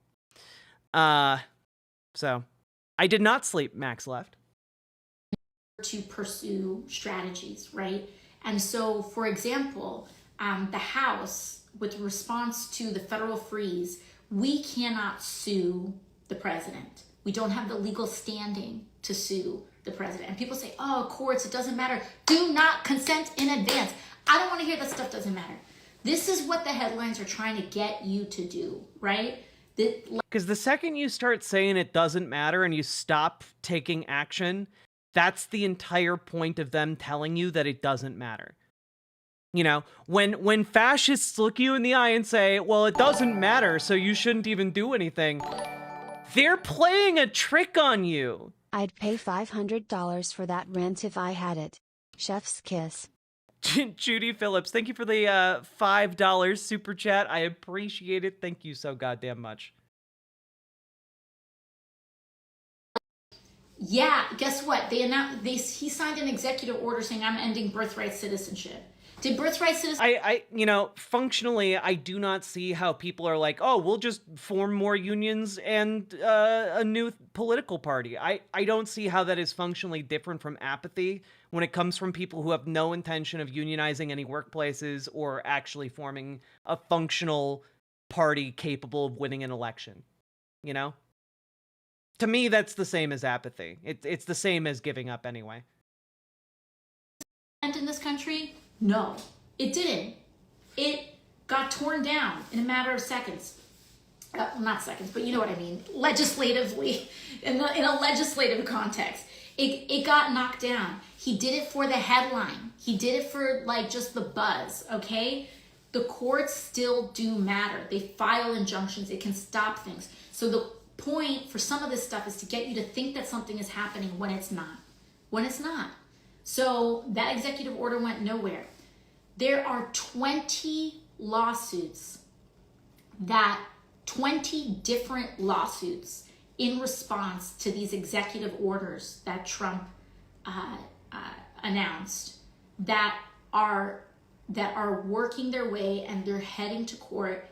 And if you run an organization and you got a letter from the federal government saying you need to do this, that, and the other to comply with those executive orders, keep an eye on those lawsuits and make sure that these things can happen and make sure. Absolutely, rot guts, and I'm very supportive of independent rank and file union movements, and I'm really, really looking forward to 2028 when the UAW and assorted other unions it's been working with all have their contracts expire at the same time. That's going to be one of the closest moments we get in our lifetimes so far to a general strike, and I'm really excited at that possibility. And once we do that, that opens a lot of doors for the future. You know, it opens a lot of doors for the future. Man, live for life. Why you being so fucking weird? Stop it. Stop being a weirdo. Again, to slow down is to stop their damage. Now, all of that, we also have the heads of the Democratic heads of the major committees that are being affected, the Judiciary Committee, Appropriations, Oversight, Budget, are going to be providing individual updates. So if you're asking, what about USAID? Well, we will talk about USAID, but what is happening about USAID? I want you to think about the Democratic head of what is known as HVAC, the House Foreign Affairs Committee. That's Gregory Meeks, also a New Yorker. And as well as not just him, but just look up the Democrats who are on the House Foreign Affairs Committee. And if you look at those folks, they will tell you what we are doing on each individual issue. Judiciary, appropriations, and budget when it comes to the money stuff. There is stuff that's going on, okay? And honestly, this is a really excellent point to make because I feel like I need a whiteboard to like write down the different committees and the different Democrats on the committees so that we can like keep track of this. I feel like that would be a good thing for us to do. Maybe I don't have a whiteboard, but maybe I'll figure something out here. So we have 20 different lawsuits in court. Many of those people went to these buildings today. They went to those buildings today. People are saying, I want Democrats to show up at buildings. Democrats showed up at buildings today. You can look it up. Gregory Meeks, Jamie Raskin, Ilhan Omar, they were there. Okay, and we covered that. And also, those are people we need to keep in mind as the crisis deepens, okay? We need to keep them in mind, check in with what they're up to, et cetera, et cetera, et cetera. And when House comes back into session tomorrow, I would anticipate you seeing a lot more physical kind of activity going on as well. So one of the important things to do is that I want you to get familiar with who's on the committees in Congress. And I want you to familiarize yourself. Like, level 1 is like, call your congressman. Level 2 is know what committee your congressman's on. Or congresswoman, sorry, member of Congress. Or any person, any gender. Y'all know what I mean. You're a member of Congress. And once we start being able to map these things out, again, having knowledge of these things is incredibly important in navigating and making the decisions we need on how to expend our energy. So we are starting there. But I know that this was a lot. I know I dumped a lot for you. And again, your assignments are to call your senator. I know, if you have a Democratic senator, call your Democratic senator. Call your senator, period. But there is no person that should say, oh, my senator is so-and-so, they don't need my call. Call your senator and tell them you don't want them approving Trump's cabinet picks while all this chaos is going on. Pump the... Well, Zeke, actually, Jerry was at the USAID building the other day. Looked absolutely miserable, but he was there. Number 2, if you don't want to call your senator, I want you to look up, print out some Know Your Rights cards, and I want me and my team, we were out there, and my team was out there on Roosevelt Avenue, and we were taping Know Your Rights cards to food carts, to businesses. We're putting them in bodegas. Do that. Tape it up. If you don't even want to do that, if you're too tired, something, man. Just look up your own rights. Go on my Instagram page or go sign up for my newsletter in here, because we're going to be sending out printable PDFs for everybody shortly, and you can keep an eye out for that. And if you have a Republican member near you, I would like you to volunteer, to start volunteering now. Make the commitment now to help win the nearest swing seat to you. And not just winning the seat, not just an election, but being consistently engaged, calling them, seeing them, engaging them. What do you do about it? What do you feel about it? And put them on the record. Make them answer for what is going on. I'm telling you, it matters. We are in the Wizard of Oz. They want you to think that it's this big green floating head that is too big to confront, when they are little men with little fragile, or rather big fragile egos. And their feelings are easily hurt, and they are also easily shaken, and they overcompensate by saying, oh, we're gonna, whatever, with shows of force or mocking people. Or, this is the thing. This is why they punch down. Elon punches down because he can't punch across. And then he wants to make, these people want you to think that, that the lady selling churros on the corner is part of a mass conspiracy. No, dude. It's the big corporations. They're trying to distract you from what they're doing. And so stay focused, take a breath, understand what I laid out. When it comes to USAID, there's also going to be actions on there as well. We are seeing Marco Rubio did the opening silo. We can use the Senate votes as leverage to halt what is happening at USAID. And I would anticipate, because they got up to all this, they waited until Congress flew out for the week in order to start all this nonsense. And when everyone is flying back tomorrow, you can anticipate a lot more activity. And so I think that I've given you all enough. Understand that your everyday small actions matter. They matter. Letting someone know that they're safe with you matters. Showing up matters. Asking someone that you know if they know their rights matters. And these people feed off our fear, and they feed off our apathy, and most of all, they feed off of the nihilism, this disease, this cynicism of this notion that nothing we do matters and nothing we do makes an impact, so that we don't do it. Don't listen to them. This is a mentality thing that they are coming after first and foremost. That is why they are trying to control your attention. They are trying to control your attitudes and beliefs, and they are trying to control your emotional state, right? They want you consumed with and paying attention to their narrative and headline. They want to make sure that that you feel overwhelmed. They want you to feel like nothing matters so that you don't try, because if you do try, there are times where you will win. So they don't want you to try at all. Try, okay? And again, they want you in a state, they want to control your emotions, because they want you in a state of paralysis.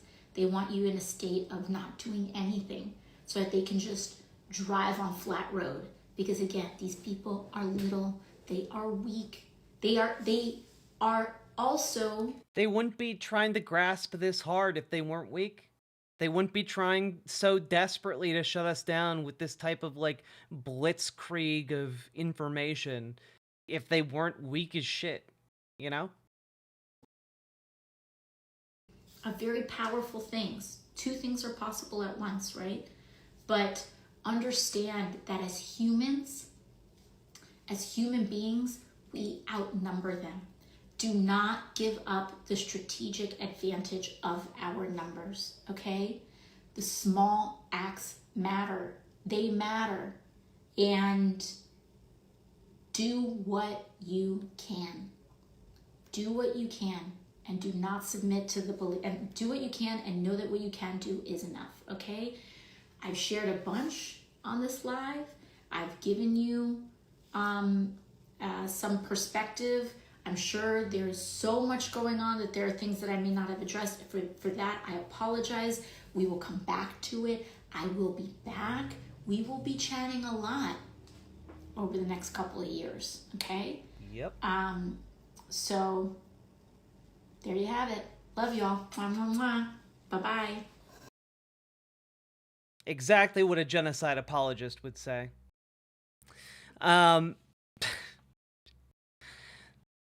A question that might be too theoretical, just skip it if it's not the right moment, takes too long. How can strikes work if fascists want the smart people to quit? Like air traffic controllers, for example, as you talked about unions. That's the thing when it comes to fascists. Fascism is a death cult ideology, right? Like, if they are hell-bent on breaking union power, they will just fire all of the workers, right? And then they'll just bring in barely qualified or untrained folks to fill the gaps. And the accidents that are inevitable will happen, and they'll just be, that's the price of doing business, Under fascism, unions don't exist, any unions that thrive under fascism thrive because they collaborate with the fascist state. They become an arm of the fascist state, you know? So it's not, by the time fascism has taken hold, unions are not really on the table as an option anymore. There's a reason, Hitler destroyed the unionization movement in Germany. You know, so anyone who's saying, well, the solution right now against Donald Trump is unions and another party, and no, they're not serious people. Their entire existence is dedicated to getting approval from their social peers, and they care about that more than they care about any kind of actual political achievement. So let's examine what we learned from that AOC call, right? Number one, I think for me, is that a large reason Democrats have been largely inactive is because Donald Trump planned a lot of this to take place while Congress was not in session, thereby a lot of members of Congress not being in front of cameras as much and not having as big of a platform with which to combat his efforts, right? So we learned that was one of the reasons. Action thus far has not seemed forthcoming from Dems.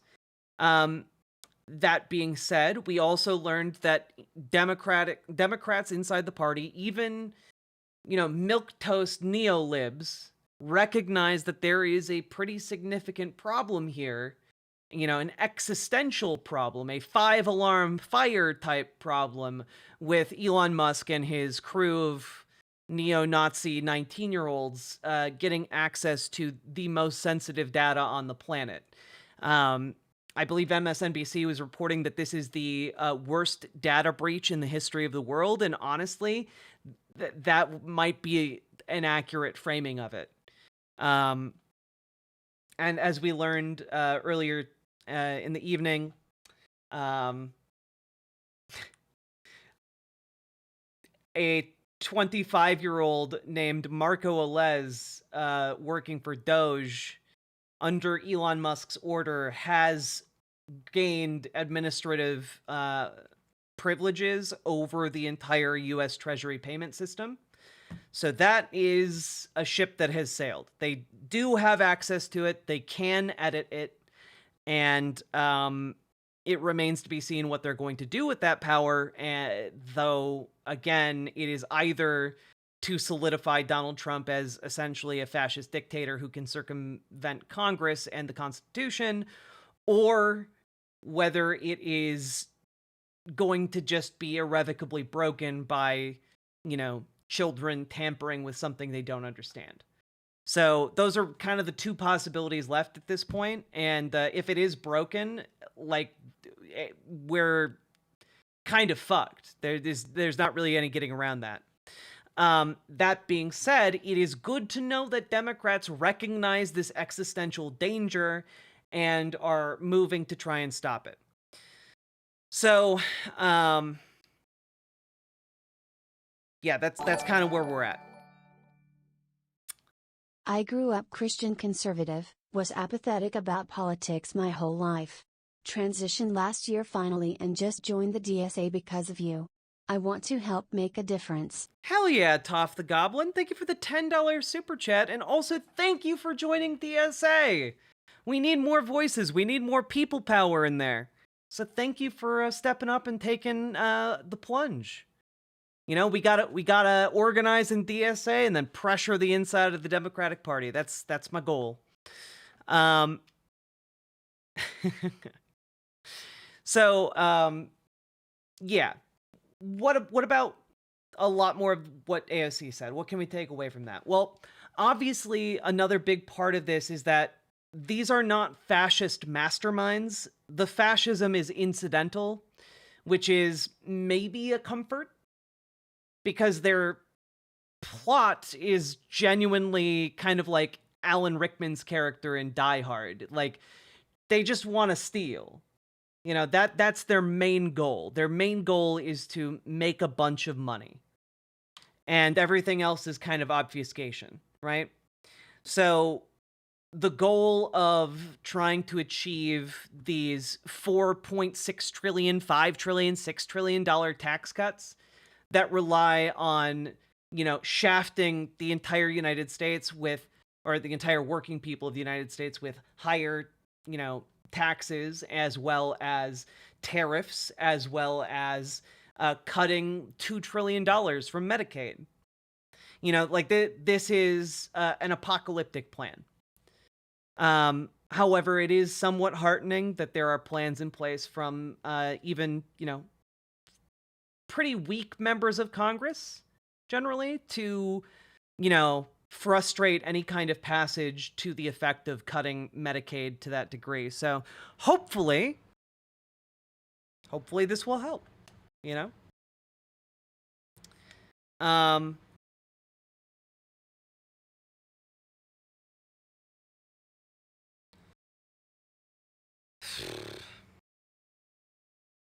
Let's see, what else can we take away from this? Oh yeah, understanding the overall narrative of this conflict, this political conflict, is useful to kind of demystifying it, to make it less scary. That doesn't mean we have less work to do. We still have to go out there and participate in training sessions so that people know their rights when ICE comes knocking. We still got to go out there and we got to organize in different districts that are particularly vulnerable to getting flipped. We've got to do a lot of stuff. There's a lot of stuff on our plate. And specifically, if you are in New York City, I fully expect you, if you are a member of this community, to get involved with the effort to flip Elise Stefanik's seat to Democrat. If we can do that, we will be much better positioned, even after the seats are filled. They will effectively only gain one seat.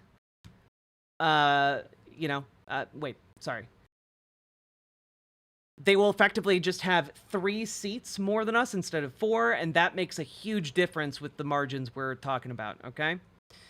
And I think that this is going to be kind of some important stuff, to pay attention to actually action on. And the more we organize for stuff like this, the better organized we are going to be for midterms, for the 2028 election. And I think that's inherently a good thing. We should be getting ready for those fights because they're fights we need to win. Yeah, we're in dire times, but also we're doing okay. Dems need 4 seats. Well, Dems aren't going to win 4 seats in the special elections. But because of the special elections, the margin of Republicans over Democrats is only 2 seats. Because I believe 2 of the Republican seats are empty at the moment. And I think one of those seats is the New York seat from Elise Stefanik. So that is definitely a winnable seat right there. We're in the cool zone, baby. A lot of things can happen. Let's see here.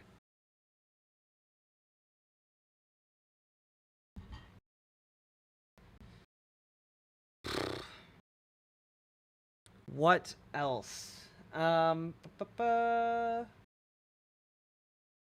Yeah. We gotta work together to make sure that this fascism does not spread, does not begin to target other groups. Gotta make sure that we are, doing our best. Because the reason it has gotten this bad in this country is apathy. It is the apathy that has been deliberately cultivated by the two-party system in this country, and the only antidote to apathy is getting out there and showing people that you care. It is getting people to care by trying, by accomplishing, by doing. And simply sitting around and wishing for things to be different does not make it so. So we got to roll up our sleeves, know our enemy, and get to work. And I think that this overview and primer from AOC is pretty vital for getting us to do that in this time of crisis. And I hope that gave you guys some hope. I hope that it allayed some of your fears, and I hope it made you feel a bit more powerful, because our enemies are stupid as shit. And you know what? I think we're gonna beat them.